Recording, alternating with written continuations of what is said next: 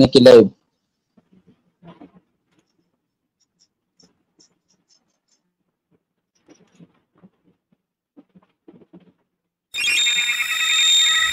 देवबंद ने इस्लाम का परचम दुनिया में लहराया है। जुल्म सितम के दौर के अंदर हक का दीप जलाया है। देवबंद ने इस्लाम का परचम दुनिया में लहराया है। जुल्म सितम के दौर के अंदर हक का दीप जलाया है। देवबंद ने इस्लाम का परचम।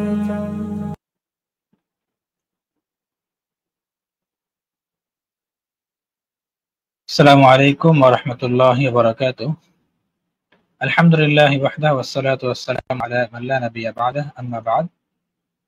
সুপ্রিয় দর্শক শ্রোতা, কাছের ও দূরের দেশ ও প্রবাস যে যেখান থেকে আমাদের আজকের এই গুরুত্বপূর্ণ লাইভ অনুষ্ঠানটি প্লে করেছেন, আপনাদের সকলকে আমরা পেজ দা ট্রুথ সত্যের মুখোমুখি এই প্ল্যাটফর্মের পক্ষ থেকে জানাই আন্তরিক শুভেচ্ছা ও অভিনন্দন।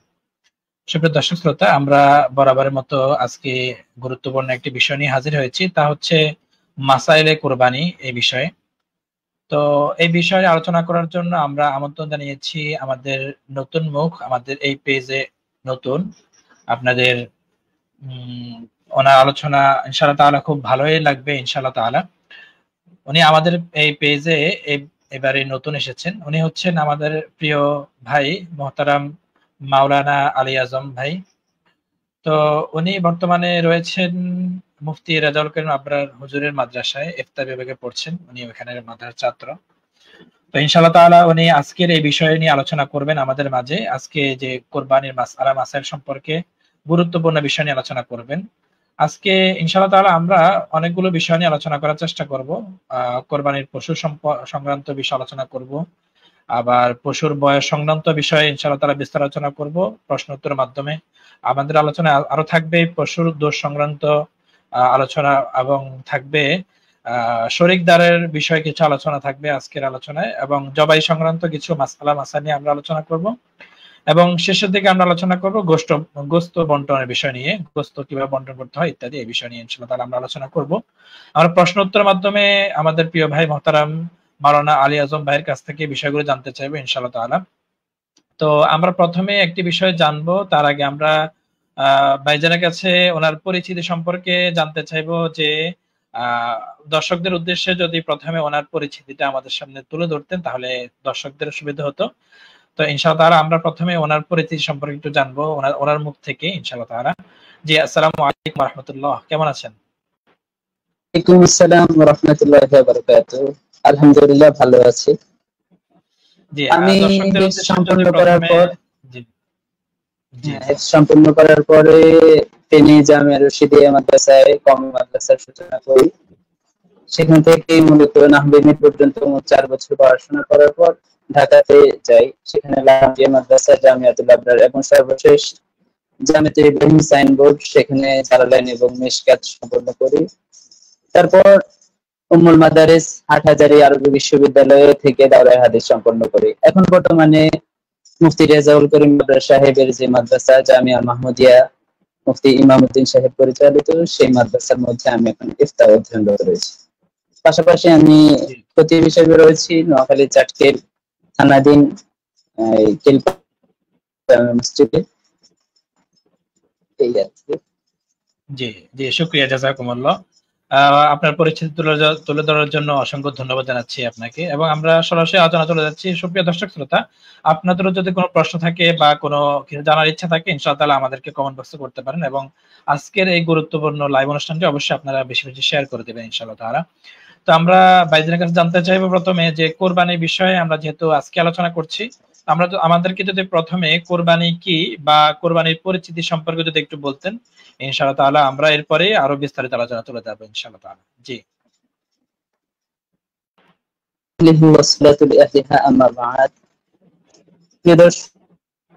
সম্পর্কে আমরা কম বেশি সকলে জেনে থাকি। কুরবানি ইসলামের একটি খুবই গুরুত্বপূর্ণ ইবাদত। গুরুত্বপূর্ণ ইবাদতের মৌসুম অল্প কিছুদিনের মধ্যেই প্রায় আর একটা দিনের পরেই আমাদের মাঝে চলে এসেছে। সেজন্য আমাদের মাসালাগুলো খুবই জানার প্রয়োজন এবং অত্যন্ত গুরুত্বপূর্ণ এই বিষয়টা সম্পর্কে আমাদের অবগত হওয়া। লাইভটা আমাদের আগেও করার কথা ছিল, যেহেতু আমাদের ব্যস্ততার কারণে সময় হয়ে ওঠেনি। যা হোক, এখনো যতটুকু হয় আল্লাহ যদি তৌফিক দেন ইনশাআল্লাহ আলোচনা করব। তো ভাই প্রশ্ন করেছেন যে কোরবানি আসলে কুরবানি শব্দটি, কুরবান এটা আরবি একটি শব্দ। এই শব্দটি নৈকট্যের অর্থ দেয়, অর্থাৎ নৈকট্য। তো পরিভাষায় এই কুরবানি শব্দ দ্বারা উদ্দেশ্য হচ্ছে কোন পশুকে আল্লাহর রাস্তায় ইয়াউমুল আযহা, আইয়ামুল আযহার দিনে কুরবানি দিয়ে সেই পশুর কুরবানি দানের মাধ্যমে আল্লাহ রাব্বুল আলামিনের নৈকট্য অর্জন করার চেষ্টা করা, এই হচ্ছে কুরবানি। যেমন আল্লাহ রাব্বুল আলামিন সূরা মাইদার মধ্যে বলেছেন, ইল ফাররাবা কুরবানান ফাতুকবিলা মিন আহাদিহিমা ওয়া লাম ইয়াতাকাব্বাল মিনাল আখার। এখানে আল্লাহ রাব্বুল আলামিন হাবিল এবং কাবিলের ঘটনা বর্ণনা করতে গিয়ে তিনি খুব সুন্দরভাবে বলেছেন, আর সেখানে তিনি কুরবানি শব্দটা এনেছেন। তো সেখান থেকে আর কি কুরবানি আবিষ্কার। যাই হোক, কুরবানির সূচনা এবং তার ইতিহাস সম্পর্কে লম্বা আলোচনা, এটা তো আমরা ভিন্ন সময় শুনবো। যাই হোক, সেখানে হাবিল কাবিলের যে ঘটনাটা বর্ণনা করতে গিয়ে কুরবানি সম্পর্কে বলেন, সেখানে কুরবান শব্দটা এসেছে। তো হাবিল কাবিল তারা দুজন ভাই, তারাই পৃথিবীর সর্বপ্রথম কুরবানি করেছিল। এবং আমার বর্তমানে যে প্রথাটা আমরা পশু কুরবানির মাধ্যমে চালিয়ে আসছি, সেই প্রথাটা, সেই পশু কুরবানির নিয়মটা চলে এসেছে হযরতে ইব্রাহিম আলাইহিস সালামের যুগ থেকে। সুতরাং কুরবানি সম্পর্কে আমরা সামান্য একটা ধারণা পেলাম। জি, শুকরিয়া, জাযাকুমুল্লাহ। আমরা এখন জানতে চাইবো যে কোরবানির ইতিহাস তো কিছু জানলাম বা পরিচিতি সম্পর্কে কিছু জানলাম। এখন আমরা জানতে চাইবো যে কোরবানির বিধান কি, কোরবানি করা কি ফরজ, ওয়াজিব, সুন্নত, এই ধরনের বিধান থেকে কোন বিধানটা আমাদেরকে জানায় কোরআন সুন্নাহর আলোকে আমাদেরকে যদি একটু বলতেন। ভাই, গুরুত্বপূর্ণ একটি প্রশ্ন করেছেন, কোরবানির বিধান কি। আমাদের সমাজে অনেকে এই বিষয়টাকে হালকা ভাবে নেয়, হালকা ভাবে ছড়ায়, যে বলে কোরবানি খুবই গুরুত্বপূর্ণ কোনো বিষয় না। ওনারা সুন্নতের দলিল দিয়ে থাকেন বা বিভিন্ন রকম। আসলে বিষয়টা এমন নয়। আল্লাহর হাবিব সাল্লাল্লাহু আলাইহি ওয়াসাল্লামের একটা হাদিস থেকে আমরা ধমকি শুনতে পাই। আল্লাহর হাবিব সাল্লাল্লাহু আলাইহি ওয়াসাল্লাম কুরবানি সম্পর্কে বলেছেন, মান ওয়াজাদা সাআতান ওয়া লাম ইউযাহি ফালা ইয়াকরাবান্না মুসাল্লানা। যে ব্যক্তি সামর্থ্য কিন্তু সামর্থ্যবান হওয়া সত্ত্বেও সে ব্যক্তি কুরবানি করলো না, সে যেন আমাদের ঈদগাহের দিকে না আসে। আমাদের ঈদগাহের দিকে না আসে তার মানে কত বড় একটা ধমকি তাকে প্রদর্শন করেছে, সে কেন কুরবানি করলো না। তো কুরবানির ইবাদতটা এটা একটি ওয়াজিব। সেখান থেকে ফুকাহায়ে কেরাম, বিশেষ করে আমাদের হানাফি মাযহাবের মধ্যে তো এই ইবাদতটাকে ওয়াজিব হিসেবে সাব্যস্ত করেছেন। তো ওই হাদিসের ভিত্তিতে আর অন্যান্য কারণে আমাদের কাছে কুরবানি এটি একটি ওয়াজিব ইবাদত। তবে হ্যাঁ, এটা সবার জন্য না, যারা সামর্থ্যবান তাদের জন্যই। তো আমরা বুঝতে পারলাম যে আসলে কুরবানি এটি সুন্নত বা মুস্তাহাব কোনো বিধান নয়, বরং এটি হচ্ছে ওয়াজিব ইবাদত, ফরজের কাছাকাছি। এটা আমাদের জন্য, সামর্থ্যবান ব্যক্তিদের জন্য ওয়াজিব, আবশ্যক। জি জি, শুকরিয়া, জাযাকুমুল্লাহ। তো আমরা জানতে পারলাম যে কোরবানির বিধান হচ্ছে যে কোরবানি করাটা হচ্ছে ওয়াজিব। তো এখন জানতে চাইবো যে কার উপর ওয়াজিব বা সামর্থ্যবান হলে যে ওয়াজিব হয়, সামর্থ্য বলতে কি বোঝায় সেই বিষয়টা যদি একটু খোলাসা করতেন। অর্থাৎ কোরবানি কার উপর ওয়াজিব, এই বিষয়টা যদি একটু খোলাসা করতেন। এটা একটি গুরুত্বপূর্ণ বিষয়। আমাদের কুরবানি যদিও নাকি ওয়াজিব, কিন্তু আল্লাহ রাব্বুল আলামিন মেহেরবানি করেছেন আমাদের প্রতি। তিনি সবার উপর কুরবানিকে আবশ্যক করে দেননি, বরং যাদের মধ্যে কিছু শর্ত পাওয়া যায় তাদের উপর কুরবানি আবশ্যক করেছেন। তো কুরবানি ওয়াজিব হওয়ার জন্য আমরা যদি ঘেটে দেখি যে কাদের উপর কুরবানি ওয়াজিব, সেক্ষেত্রে আমরা 6টা বিষয় পাই। যাদের মধ্যে এই 6টা বিষয় রয়েছে তাদের উপরে কুরবানি ওয়াজিব। নাম্বার 1, সেটি হচ্ছে মুসলমান হওয়া। কুরবানি ওয়াজিব হওয়ার জন্য মুসলমান হতে হবে, কোনো গায়রে মুসলিম কাফেরদের উপরে এই ইবাদত প্রযোজ্য হবে না। 2 নম্বর, আজাদ হওয়া, স্বাধীন হওয়া, কোনো দাস দাসীর উপরে কুরবানি আসবে না। 3 নম্বর, মুকিম হওয়া, কোনো মুসাফিরের উপর কুরবানি আসবে না। 4 নম্বর, বালেগ হওয়া, কোনো নাবালেগের উপর কুরবানি ওয়াজিব হবে না। তারপরে হচ্ছে সুস্থ মস্তিষ্কের অধিকারী হওয়া, সুতরাং কোনো পাগল অথবা মাতুব, আধা পাগল বা যাদের মাথা ঠিক নেই, মস্তিষ্কের সমস্যা আছে, তাদের উপর কুরবানি আবশ্যক হবে না। তারপরে নম্বর যে বিষয়টি হচ্ছে নিসাব পরিমাণ সম্পদের মালিক হওয়া। যদি নিসাব পরিমাণ সম্পদের মালিক না হয় তাহলে কুরবানি ওয়াজিব হবে না। তাহলে এই 6টা শর্ত, মুসলিম, বালেগ, মুকিম এবং স্বাধীন তারপরে নেশাব পরিমাণ সম্পদের অধিকারী, এই সমস্ত শর্ত যদি কোনো মুসলমানের উপর পাওয়া যায়, তার মধ্যে যদি পাওয়া যায়, তাহলে তার উপর কোরবানি ওয়াজিব। জি, শুকরিয়া, জাযাকুমুল্লাহ। খুব সংক্ষেপে আমরা বুঝতে পারলাম যে কোন কোন ব্যক্তির উপর বা কয়টা শর্ত পাওয়া গেলে কোরবানি ওয়াজিব হয়, সেই বিষয়ে আমরা বুঝতে পারলাম। জাযাকুমুল্লাহ। এই শর্তগুলোর মধ্যে একটি শর্ত বলেছিলেন যে নেসাব পরিমাণ সম্পদের মালিক হলে সেই তার উপরে কোরবানি ওয়াজিব হয়। তো নেসাব পরিমাণ সম্পদ কতটুকু বা কত টাকা থাকলে কোরবান দিতে হবে, সেই বিষয়টা যদি একটু খোলাসা করা যায় তাহলে দর্শকদের উদ্দেশ্যে অনেক ভালো হবে। নিসাব পরিমাণ সম্পদ কতটুকু, আসলে কত টাকা থাকলে কোরবানি ওয়াজিব হয়, এই বিষয়গুলো, ইসলামের বিষয়গুলো আমাদের বাংলাদেশি টাকার সাথে না। আমাদের বাংলাদেশি টাকাও তো বাড়ে কমে, বা ভিন্ন দেশের টাকাও বাড়ে কমে, এরকম কোন হালকা বিষয়ের উপরে ইসলামের এই বিধানগুলো অবতীর্ণ হয়নি। আমরা যদি দেখতে পাই কোরআন সুন্নাহয় যাদেরকে নিসাব পরিমাণ সম্পদের মালিক বলা হয়েছে, তারা হচ্ছে 7.5 ভরি স্বর্ণ অথবা 52 তোলা রূপা যার কাছে আছে, সে হচ্ছে নিসাব পরিমাণ সম্পদের অধিকারী। তো 7.5 ভরি স্বর্ণ অথবা 52 তোলা রূপা অথবা এই জাতীয় কোন সম্পদ, 7.5 ভরি স্বর্ণ অথবা 52 তোলা রূপার সমপরিমাণ কোন সম্পদ, টাকা বা তার প্রয়োজনের অতিরিক্ত কোনো বিষয় যদি তার কাছে থেকে থাকে, তাহলে তার উপর কোরবানি ওয়াজিব, সে নেসাব পরিমাণ সম্পদের অধিকারী। তো আমাদের দেখা যায় কারো কাছে স্বর্ণ নেই, রূপা নেই, কিন্তু টাকা আছে কয়েক লাখ টাকা, তাহলে তার উপর কোরবানি ওয়াজিব। তো এক্ষেত্রে আমরা আরেকটা বিষয় দেখতে পাই যে স্বর্ণের দাম কিন্তু অনেক বেশি। আমাদের বাংলাদেশি বা বিশ্বের মার্কেটে স্বর্ণের দাম বেশি, সে তুলনায় রূপার দাম অনেক কম। তো আমরা যদি মিলাতে চাই তাহলে দেখতে পাই যে রূপার দামে অনেক আগেই নেসাব পরিমাণ সম্পদের অধিকারী। তো 52 তোলা রূপার দাম যদি সর্বনিম্নটা আমরা ধরি, তাহলে বর্তমানে অনেকে হিসেব করে দেখছে যে ৬৭,৩০০ প্লাস হবে।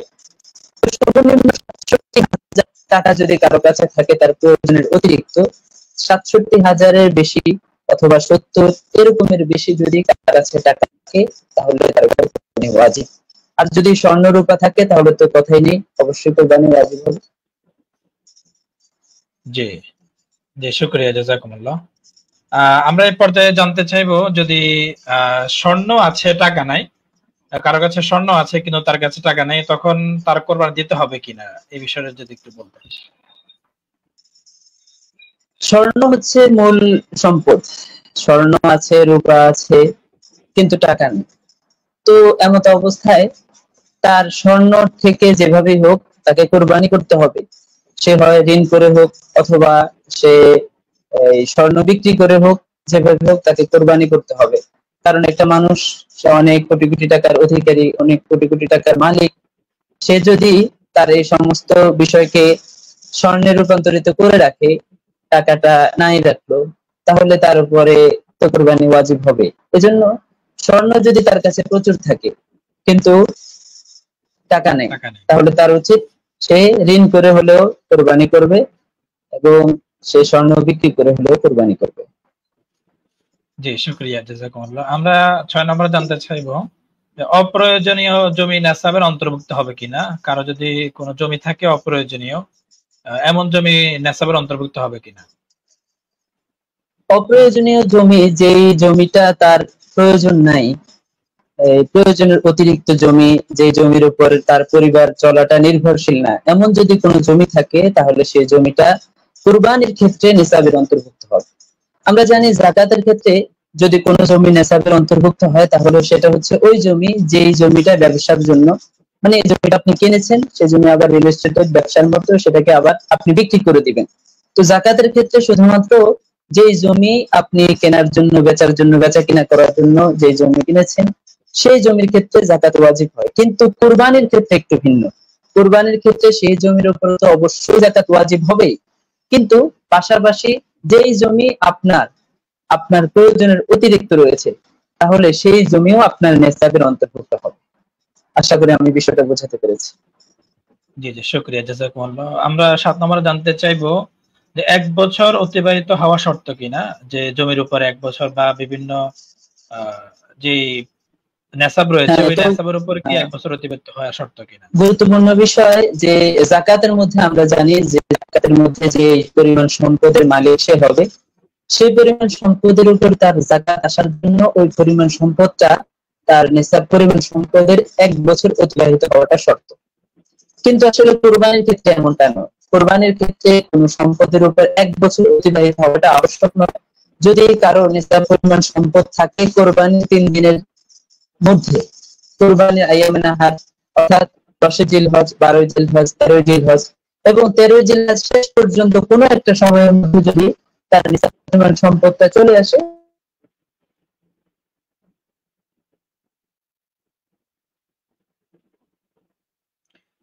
সম্ভবত কোন একটা সমস্যার সৃষ্টি হয়েছে, ডিসকানেক্ট হয়ে গেছিলেন মোবাইল থেকে, সম্ভবত ডিসকানেক্ট হয়ে গেছে। ইনশাআল্লাহ খুব শীঘ্রই আবারও যুক্ত হবেন ইনশাআল্লাহ তাআলা।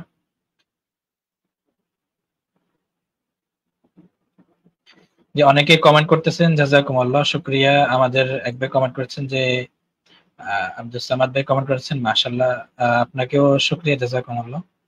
আমাদের শাহাদাত ভাই কমেন্ট করেছেন, আলহামদুলিল্লাহ, জি শুকরিয়া, জাযাকুমুল্লাহ কমেন্ট করার জন্য। আমাদের এক ভাই কমেন্ট করেছেন মার্কাজুল কোরআন আল ইসলামিয়া আইডি থেকে, প্রিয় বন্ধু আলী আজম, শুভকামনা রইল, আপনাকে শুভকামনা জানিয়েছেন, ইনশাআল্লাহ তাআলা শুভকামনাটা নেবেন। এরপরে উনি আরেকটা কমেন্ট করেছেন মার্কাজুল কোরআন ইসলামী আইডি থেকে, মাশাআল্লাহ, আলহামদুলিল্লাহ, জি শুকরিয়া, জাযাকুমুল্লাহ। তো সুপ্রিয় দর্শক শ্রোতা, খুব শীঘ্রই আমরা আবারও আমাদের মূল আলোচনা চলে যাব। আমরা আজকে যে বিষয় নিয়ে আলোচনা চালাচ্ছি বা আলোচনা চলছে আমাদের আজকে এই বিষয়টি, তা হচ্ছে মাসাইলে কোরবানি। কোরবানি সংক্রান্ত প্রয়োজনীয় যে মাসাইলগুলো রয়েছে, সেই মাসাইলগুলো নিয়ে আমরা আজকে আলোচনা করছি। আমাদের আজকে আলোচনার মাধ্যমে আমরা খুবই গুরুত্বপূর্ণ বিষয়গুলো নিয়ে, খুবই গুরুত্বপূর্ণ যে মাসালাগুলো রয়েছে সেই বিষয়গুলো নিয়ে আলোচনা করার চেষ্টা করছি।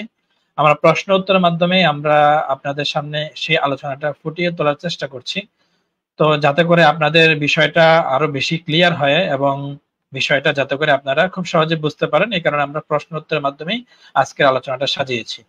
তো ইনশাআল্লাহ তাআলা আমাদের আলোচনাটা চলবে, ইনশাআল্লাহ তাআলা খুব শীঘ্রই আমরা আবারও মূল আলোচনা চলে যাব এবং আপনাদেরকেও বলবো ইনশাআল্লাহ তাআলা যদি কোনো প্রশ্ন থাকে আপনাদের প্রশ্ন করতে পারেন কমেন্ট বক্সে। আমাদের যদি সুযোগ হয় তখন ইনশাআল্লাহ তাআলা আমরা উত্তর দেওয়ার চেষ্টা করব, আর না হয় আমরা পরবর্তীতে কোনো একটা লাইভে আলোচনার মাধ্যমে উত্তর দেব। মাওলানা আলী আজম সাহেব কি আমার কথা শুনতে পাচ্ছেন? আমি আপনার কথা শুনতে পাচ্ছি না, আপনার সম্ভবত ল্যাপটপ থেকে আওয়াজটা আসছে না। যদি মোবাইল থেকে যুক্ত হওয়া যায় তাহলে ভালো হয়, তাহলে আওয়াজটা ক্লিয়ার আসবে। তো সুপ্রিয় দর্শক শ্রোতা, আপনারা কমেন্ট করবেন, কমেন্ট করে জানাবেন আজকে লাইভ অনুষ্ঠানটা কেমন হচ্ছে। ইনশাআল্লাহ তাআলা খুব শীঘ্রই আমরা আবারও আলোচনা চলে যাচ্ছি। জি শোনা যাচ্ছে, আপনার কথা শোনা যাচ্ছে। আমার আওয়াজ শোনা যাচ্ছে ভাই? জি জি আলহামদুলিল্লাহ শোনা যাচ্ছে। আমরা আমাদের আলোচনা চলছিল যে 1 বছর অতিবাহিত হওয়া শর্ত কিনা সে বিষয়ে আলোচনা চলছিল। হ্যাঁ, 1 বছর অতিবাহিত হওয়ার ক্ষেত্রে যেটা বলছিলাম যে যাকাতের ক্ষেত্রে আমরা জানি যে যাকাতের সম্পদের উপর 1 বছর অতিবাহিত হওয়া শর্ত, কিন্তু কুরবানির ক্ষেত্রে 1 বছর অতিবাহিত হওয়া শর্ত নয়, বরং কুরবানির দিন হচ্ছে 3টি, জিলহজ মাসের 10 তারিখ, 11 তারিখ এবং 12 তারিখ। তো এই 3 দিনের কোনো একটি সময়ের মধ্যে যদি তার কাছে নিসাব পরিমাণ সম্পদ চলে আসে তাহলে তার উপর যাকাত, তার উপর কুরবানি আবশ্যক। তো এই ক্ষেত্রেও আমরা সময়টা নির্ধারণ করব শেষ সময়টা, শেষ সময় অর্থাৎ 12 জিলহজ সূর্যাস্তের আগ পর্যন্ত। এই সময়ে যদি কারো কাছে নিসাব পরিমাণ সম্পদ চলে আসে তাহলে তার উপর কুরবানি আবশ্যক। জি শুকরিয়া, জাযাকুমুল্লাহ। 1 বছর অতিবাহিত হওয়া শর্ত। জি শুকরিয়া, আমরা এই বিষয়টাও ক্লিয়ার হয়েছে। আমরা 8 নম্বরে জানতে চাইবো অপরিশোধিত মোহর নেসাবের অন্তর্ভুক্ত হবে কিনা। মোহরটা পরিশোধ করা হয় নাই এমন মোহর নেসাবের অন্তর্ভুক্ত হবে কিনা। জি এই বিষয়টা যদি এটা একটি গুরুত্বপূর্ণ বিষয়। আমাদের মা বোনদের মধ্যে অনেকে দেখা যায় যে ওনাদের যে মোহরটা মোহরে মুআজ্জাল ছিল, অর্থাৎ মোহরে মুআজ্জাল যেটা সেটা উপস্থিত পরিশোধ করেছে, সেটা তার নিসাব পরিমাণ সম্পদের পরিমাণ না, কিন্তু মোহরে মুআজ্জাল যেটা অর্থাৎ পরবর্তীতে শোধ করা হবে, এই মোহরে মুআজ্জাল পরবর্তীতে পরিশোধ করা হবে, সেই টাকাটা কিন্তু মানে উনি একজন মহিলা স্ত্রী তার স্বামী থেকে পাও না। তো এই টাকার উপর কুরবানি আবশ্যক হবে কিনা, এটা হচ্ছে প্রশ্ন। উত্তর হচ্ছে না। মোহরে মুআজ্জাল যেটা অর্থাৎ অপরিশোধিত মোহর, এই মোহরের উপরে কুরবানি আবশ্যক হবে না। এই মোহরের জন্য যদি সে নেশাব পরিমাণ সম্পদের মালিক না হয়, শুধু এই মোহরটার কারণে যদি হয় যেটা এখনো দেওয়া হয়, তাহলে এই কারণে তার উপর কোরবানি আবশ্যক হবে না। বাকি আমরা দেখতে পাই যে আমাদের অধিকাংশ মা এবং বোনদের উপরে কোরবানি আবশ্যক হয়ে যায়, ওনারা আসলে বিষয়টাকে ভ্রুক্ষেপ করেন না। দেখা যায় যে অধিকাংশ মা এবং বোনদের এই কোরবানি আবশ্যক হয়ে যায়, কারণ তাদের কাছে স্বর্ণ এবং রূপা থাকে, স্বর্ণ থাকে, রূপা থাকে, আবার কিছু জমানো টাকা থাকে। তো রূপার নেশাব আমরা তো জানি কম, কিন্তু তাদের কাছে দেখা যায় যে স্বর্ণ থাকে, রূপা থাকে না, স্বর্ণ আছে, স্বর্ণ কিন্তু 7.5 ভরি না। তো এখানে একটা মূল নীতি আছে, যদি স্বর্ণ যদি 7.5 ভরি নাও হয়, কিছু স্বর্ণ থাকে আর কিছু স্বর্ণের সাথে যদি আরো কিছু টাকা যেটা তার কাছে আছে, এই দুইটাকে যদি আমরা একসাথে মিলাই, এই দুইটাকে একসাথে মেলানোর কারণে তার নেশাব পরিমাণ সম্পদের মালিক সে হয়ে যায়। অর্থাৎ রূপার দামের সমপরিমাণ যদি সে হয়ে যায়, তাহলে তার উপর তখন কোরবানি আবশ্যক হয়ে যাবে। অর্থাৎ তার উপর কোরবানি আবশ্যক হয় কখন? যখন তার উপর 7.5 ভরি স্বর্ণ অথবা 52 তোলা রূপা হয়। এখন তার কাছে 7.5 ভরি স্বর্ণ নেই, বরং আছে 6 ভরি। এখন 6 ভরির সাথে কিছু টাকা আছে, এই দুইটা মিলালে কিন্তু তার অনেক বড় একটা অ্যামাউন্ট দাঁড়িয়ে যায়, যেটা রূপার নেশাবকে অতিক্রম করে, তাহলে তার উপর কোরবানি আবশ্যক। জি, শুকরিয়া, জাযাকুমুল্লাহ। সাথে সাথে আমরা দুইটা বিষয়ে আমাদের মাসালা স্পষ্ট হয়েছে, আলহামদুলিল্লাহ। আমরা এখন যাচ্ছি পরবর্তী প্রশ্নে। আমাদের পরবর্তী প্রশ্ন হচ্ছে 9 নম্বর প্রশ্ন, শুধু বাবার পক্ষ থেকে কোরবানি নাকি ছেলেদের পক্ষ থেকেও হতে হবে? বাবার পক্ষ থেকে কোরবানি দিলে হয়ে যাবে নাকি ছেলেদের পক্ষ থেকেও কোরবানি দিতে হবে? এই বিষয়টা যদি একটু ক্লিয়ার। হ্যাঁ, এটাও গুরুত্বপূর্ণ বিষয়। আমাদের মাঝে দেখা যায় যে যৌথ ফ্যামিলি যেগুলো আছে, যে এখনো সবাই একসাথে, বাপ ছেলেরা সবাই একসাথে, তো ওই সমস্ত পরিবারের ক্ষেত্রে দেখা যায় যে বাবা দেয়, ছেলেরা দেয় না, বা ছেলেরা দিবে কিনা, তাদের উপর কোরবানি আবশ্যক হলো কিনা, তারা এটা নিয়ে সংশয় থাকে। তো এই ক্ষেত্রে আসলে বিষয়ে যার কাছে নেশাব পরিমাণ সম্পদ আছে তার উপরে কোরবানি আবশ্যক।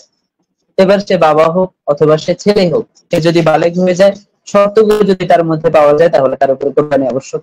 তো বাবা যদি এমন হয় যে ছেলেদের কোনো সম্পদ নাই, ছেলেরা যা টাকা ইনকাম করে সবকিছু বাবার নামে আসে, ছেলেদের সম্পদ নাই, তারা নেশাব পরিমাণ সম্পদের অধিকারী না, তাহলে ছেলেদের উপর কোরবানি আবশ্যক হবে। কিন্তু হ্যাঁ, যদি ছেলেদেরও সম্পদ থাকে, ছেলেরা নেশাব পরিমাণ সম্পদের মালিক হয়, বাবাও যদি নেশাব পরিমাণ সম্পদের মালিক হয়, তাহলে এই ক্ষেত্রে বাবার নামে, বাবার পক্ষ থেকেও কোরবানি দিতে হবে, ছেলেদেরও কোরবানি দেওয়া আবশ্যক। এই বিষয়টা খুবই গুরুত্বপূর্ণ, অনেকে আসলে এই বিষয়ে থেম থাকে। আবার আমরা অনেক সময় দেখতে পাই যে অবিবাহিত ছেলে কোরবানি দিবে না, বা সমাজে এই ধরনের একটা সংস্কার আছে যে ধারণা আছে বিবাহিত না হলে কোরবানি দেওয়া যায় না, বা তার উপরে কোরবানি আবশ্যক হয় না। আসলে বিষয়টা মোটেও এমন না। সে যদি সামর্থ্যবান হয়ে যায়, নেশাব পরিমাণ সম্পদের মালিক, কোরবানির উল্লেখিত শর্ত যদি সে তার মধ্যে পাওয়া যায়, তাহলে তার উপর কোরবানি আবশ্যক হয়ে যায়। জি, শুকরিয়া, জাযাকুমুল্লাহ। এরপরে আমরা পরবর্তী প্রশ্ন যাচ্ছি, 10 নম্বর প্রশ্ন। তা হচ্ছে, হারাম টাকায় কোরবানি করা যাবে কিনা? হারাম টাকা, কারো টাকা হারাম, সে কি হারাম টাকায় কোরবানি করতে পারবে কিনা, সেটা যদি একটু বলুন। আসলে কুরবানির বিষয়টা হচ্ছে আল্লাহ তাআলাকে সন্তুষ্টি করার জন্য। তো আল্লাহ তাআলাকে সন্তুষ্টি করার জন্য নিজের সর্বোচ্চটা দেওয়া, নিজের ভালোটা দেওয়া। এখন কেউ যদি হারাম টাকায় কোরবানি করলো, তাহলে সে কোন মাল দ্বারা আল্লাহর কাছে সন্তুষ্টি চাইলো? যেই মাল আল্লাহ পছন্দই করেন না, সেই মাল দ্বারা সে কিভাবে আল্লাহর কাছে সন্তুষ্টি চায়? এজন্য হারাম টাকায় কেউ যদি কোরবানি দেয়, তাহলে তার কোরবানি হবে না, কারণ হারাম টাকা এটা আল্লাহর কাছে গ্রহণযোগ্য না। হারাম টাকায় কোরবানি করলে কোরবানি হবে না, তার উচিত হালাল ভাবে উপার্জন করা এবং সেই টাকা দিয়ে তার কোরবানি করা। জি, শুকরিয়া। আমরা এরপরে প্রশ্ন যাচ্ছি যে, ঋণ করে কোরবানি দেওয়া যাবে কিনা? ঋণ করে কোরবানি দেওয়া যাবে কিনা সেটা একটু। হ্যাঁ, অনেক সময় দেখা যায় যে আপনার অনেক সময় মানুষের সম্পদ থাকে, স্বর্ণ থাকে, ইত্যাদি থাকে, কিন্তু উপস্থিত টাকা নেই, বা টাকা থাকলেও ওই টাকা দিয়ে সে কোরবানি করতে চাচ্ছে না, তার অন্য কোনো কাজ আছে বা সে জমাচ্ছে। এখন চাচ্ছে যে কোরবানি করতে ঋণ করে কারো থেকে কিছু টাকা নিয়ে তারপর কোরবানি করবে, তাহলে হ্যাঁ, তার উপরে এটা বৈধ আছে, সে ঋণ করে কোরবানি করবে, কোনো অসুবিধা নেই। জি শুকরিয়া। আমরা এরপরে প্রশ্ন যাচ্ছি, পশুর মূল্য পরিশোধ না করলে কোরবানি হবে কিনা? পশুর মূল্য পরিশোধ না করলে কোরবানি হবে কিনা, অর্থাৎ মানে সে যখন পশুটা কিনলো, বাকিতে কিনলো, তারপর ওই টাকাটা এখনো পরিশোধ করেনি, তাই তো? জি জি এরকম। হ্যাঁ, যদি এমন হয় যে বাকিতে পশু কিনেছে 1 মাস পর বা 2 মাস পরে টাকাটা পরিশোধ করবে, যদি এমন হয় তাহলে এমন ব্যক্তির উপরে কোরবানি করলে কোনো অসুবিধা নাই, তার কোরবানি বৈধ হয়ে যাবে, কোনো সমস্যা নেই। কারণ সে তো ঋণ করেছে, সে পরবর্তীতে এটা পরিশোধ করার নিয়ম তার মধ্যে রয়েছে, সুতরাং তাতে কোনো সমস্যা নেই, তার কোরবানি হয়ে যাবে। জি শুকরিয়া, জাযাকুমুল্লাহ। আমরা এরপরে আলোচনা যাচ্ছি 13 নম্বর প্রশ্ন, যে মৃত ব্যক্তির পক্ষ থেকে কোরবানি করা যাবে কিনা। মৃত ব্যক্তির পক্ষ থেকে কেউ মারা গেছে, তার পক্ষ থেকে আমরা কেউ কোরবানি করতে পারবো কিনা সেটা যদি একটু বলতেন। জি জি অবশ্যই, মৃত ব্যক্তির পক্ষ থেকে কেউ যদি তাকে সওয়াব পৌঁছানোর জন্য নিজের উদ্যোগে মৃত ব্যক্তির পক্ষ থেকে একটা অংশে অথবা একটা বকরিতে কোরবানি করতে চায়, তাহলে তার জন্য এটা বৈধ রয়েছে। এক্ষেত্রে তার ওই কোরবানির সওয়াবটা মৃত ব্যক্তির আমলনামায় লেখা হবে, তো এটাতে কোনো অসুবিধা নেই। যার ইচ্ছা সে চাইলে তার বাবা মা অথবা ভাই ব্রাদার অথবা অন্য কারো নামে, যিনি মারা গিয়েছেন তার নামে যদি সে কোরবানি করতে চায় তাহলে সে কোরবানি করতে পারবে, কোনো অসুবিধা নেই। এক্ষেত্রে আরেকটা প্রশ্ন উঠে যে মৃত ব্যক্তির নামে যে কোরবানিটা করলো, তো ওই কোরবানির গোশতটা সে কি করবে? প্রাসঙ্গিক একটা প্রশ্ন চলে আসে যে ওই কোরবানির গোশতটা সে কি করবে। উত্তর হচ্ছে, যে মৃত ব্যক্তির পক্ষে কোরবানি করবে, মৃত ব্যক্তির পক্ষ থেকে যে ব্যক্তি কোরবানি করবে, কোরবানির পশুর গোশতটা তার কাছেই থাকবে, ওইটার মালিক সেই। এবার সে চাইলে ওই পশুর গোশতটা মৃত ব্যক্তির নিয়তে সদকা করে দিতে পারবে, নিজেরাও খেতে পারবে। তবে যদি সদকা করে দেয় তাহলে ডাবল সওয়াব। 1 নাম্বার হচ্ছে দবেহের সওয়াব, সে মৃত ব্যক্তির নামে কোরবানি করেছে, তার কাছে তার আমল নামে কিছু সওয়াব পৌঁছেছে, সেজন্য কোরবানির একটা সওয়াব।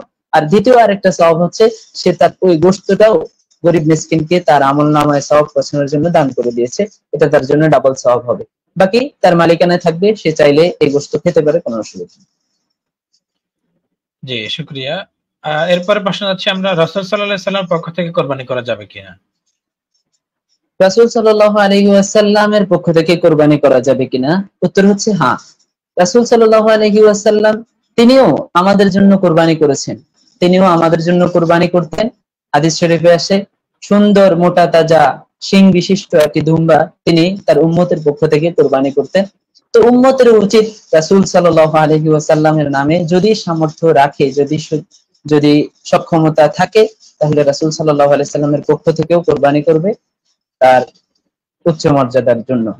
এটা কোনো অসুবিধা নেই, এটা করতে পারবে। আর গোশতের বিধান মৃত ব্যক্তির পক্ষ থেকে কোরবানি করলে যে বিধান, এখানেও সেই বিধান। এখানেও কোরবানির গোশত নিজেও খেতে পারবে বা দান সদকা করে দিতে পারবে। জি জি জি শুকরিয়া, জাযাকুমুল্লাহ। এরপরে আমরা চলে যাচ্ছি পরবর্তী প্রশ্নে। গরিব যদি কোরবানির জন্য পশু কিনে ফেলে তাহলে কি বিধান, এর বিধান কি? গরিব যদি কোরবানির জন্য পশু কিনে ফেলে তখন এর বিধান কি হবে? নিসাব পরিমাণ সম্পদের মালিক যদি কেউ না হয় তাহলে তার উপর কোরবানি আবশ্যক না, সে গরিব, তাকে দরিদ্র ধরা হবে। এখন সে যদি কোরবানির নিয়তে পশু কিনে ফেলে যে আমি এই পশুটাকে কোরবানি করব, তখন কিন্তু তার উপর কোরবানি অনাবশ্যক আর থাকে না, বরং তার উপর তখন কোরবানি করা আবশ্যক হয়ে পড়ে। সে যখন কোরবানির নিয়তে পশুটা কিনলো, কেমন যেন সে মান্নত করে ফেললো কোরবানির জন্য, এই জন্য যে পশুটা কিনেছে সেই পশুকে কোরবানি করা তার উপর তখন ওয়াজিব হয়ে যায়, ওই পশুটা কোরবানি করা তার উপর ওয়াজিব। এক্ষেত্রে বিধান হচ্ছে, ধনীর উপর কোরবানি ওয়াজিব হয় তার জিম্মায়, আর গরিবের উপর কোরবানি ওয়াজিব হয় তার পশুতে। যেই পশু কিনে সে কোরবানি করার জন্য ইচ্ছা করেছে, নিয়ত করেছে, সেই পশু কোরবানি করা তার উপর আবশ্যক। জি জি শুকরিয়া। এর পরবর্তী প্রশ্নে আমরা যাচ্ছি, কোরবানির পশু যদি হারিয়ে গেলে এর করণীয় কি? কোরবানির পশু ক্রয় করছে কিন্তু ক্রয় করার পরে হারিয়ে গেছে, তখন হুকুমটা কি হবে? কোরবানির পশু যদি হারিয়ে যায় তাহলে দেখতে হবে যে কার পশু হারালো, সে কি ধনী নাকি গরিব। সে যদি ধনী হয় তাহলে তার হারিয়ে যাওয়া পশু হারানোর পরেও তার জন্য আবশ্যক হচ্ছে আরেকটা পশু কিনে কোরবানি করা। তার কারণ হচ্ছে কোরবানি তো ওয়াজিব হয়েছে তার জিম্মায়, যদিও নাকি পশুটা হারিয়ে গেছে, কিন্তু তার জিম্মায় কোরবানির হুজুরটা এখনো বাকি আছে। এজন্য ধনী ব্যক্তির উপর আরেকটা পশু কোরবানি করা আবশ্যক। কিন্তু যদি সে গরিব হয়, সে একটা পশু কিনলো, আল্লাহ রাস্তায় কোরবানি করবে সে উদ্দেশ্যে, কিন্তু পশুটা হারিয়ে গেল, তাহলে তার উপর আবশ্যক নয় যে সে আরেকটা পশু কিনবে এবং সেই পশুকে কোরবানি করবে, এটা তার উপর আবশ্যক নয়। কারণ হচ্ছে পশুর কোরবানি করাটা ওয়াজিব হয়েছে তার কেনা পশুতে। আমরা মূলনীতি একটু আগে জেনেছি যে গরিবের উপর কোরবানি ওয়াজিব হয় তার পশুতে, আর ধনীর উপর কোরবানি ওয়াজিব হয় তার জিম্মায়। তো সেই হিসেবে গরিবের পশু হারানো গেলে কোনো কোরবানি আর আরেকটা পশু কোরবানি দিতে হবে না, কিন্তু ধনীর পশু যদি হারিয়ে যায় তাহলে তার আরেকটা পশুকে কোরবানি করতে হবে। জি শুকরিয়া। এক্ষেত্রে সে আরেকটি মাসালা আমাদের জানা জরুরি, তা হচ্ছে হারিয়ে যাওয়া পশু যদি আমরা ফিরে পাই তাহলে এর করণীয় কি, এর বিধান কি? হারিয়ে যাওয়া পশু যদি আমরা ফিরে পাই তাহলে এখানেও দুইটা বিধান, একটা হচ্ছে দরিদ্রের জন্য, আরেকটা হচ্ছে ধনীদের জন্য। ধনী ব্যক্তি যদি পশু হারানোর পর সে আরেকটা গরু কিনে ফেললো, আরেকটা পশু কিনে ফেললো, পরবর্তীতে আবার পূর্বের পশুটা ফিরে পেলো, এখন দুইটা পশু হয়ে গেছে, তাহলে ধনীর উপর যেই কোনো একটাকে কোরবানি করলে তার কোরবানি হয়ে যাবে, কোনো অসুবিধা নেই। কারণ হচ্ছে ধনীর উপর কোরবানি ওয়াজিব হয়েছে তার জিম্মায়, তো তার জিম্মা থেকে সে যে কোনো একটা পশু কোরবানি করলে হয়ে যাবে, এই দুইটাই করতে হবে এমন বাধ্যবাধকতা নাই। দরিদ্রের উপর কোরবানির, দরিদ্র ব্যক্তি যদি কোরবানির পশু ক্রয় করার পরে হারিয়ে যায়, সেটা আবার যদি ফিরে পায়, এখন দুইটা পশু হয়ে গেছে, তাহলে তার উপর আবশ্যক হচ্ছে সেই দুইটা পশুকেই কোরবানি করবে। কারণ হচ্ছে আমরা একটু আগে জেনেছি কোরবানির পশুটা ওয়াজিব, কোরবানিটা ওয়াজিব হয় তার পশুতে। এখন যেহেতু দুইটা পশু সে কোরবানি নিয়তে কিনেছে, এই জন্য দুইটা পশুকেই কোরবানি করা তার উপর আবশ্যক।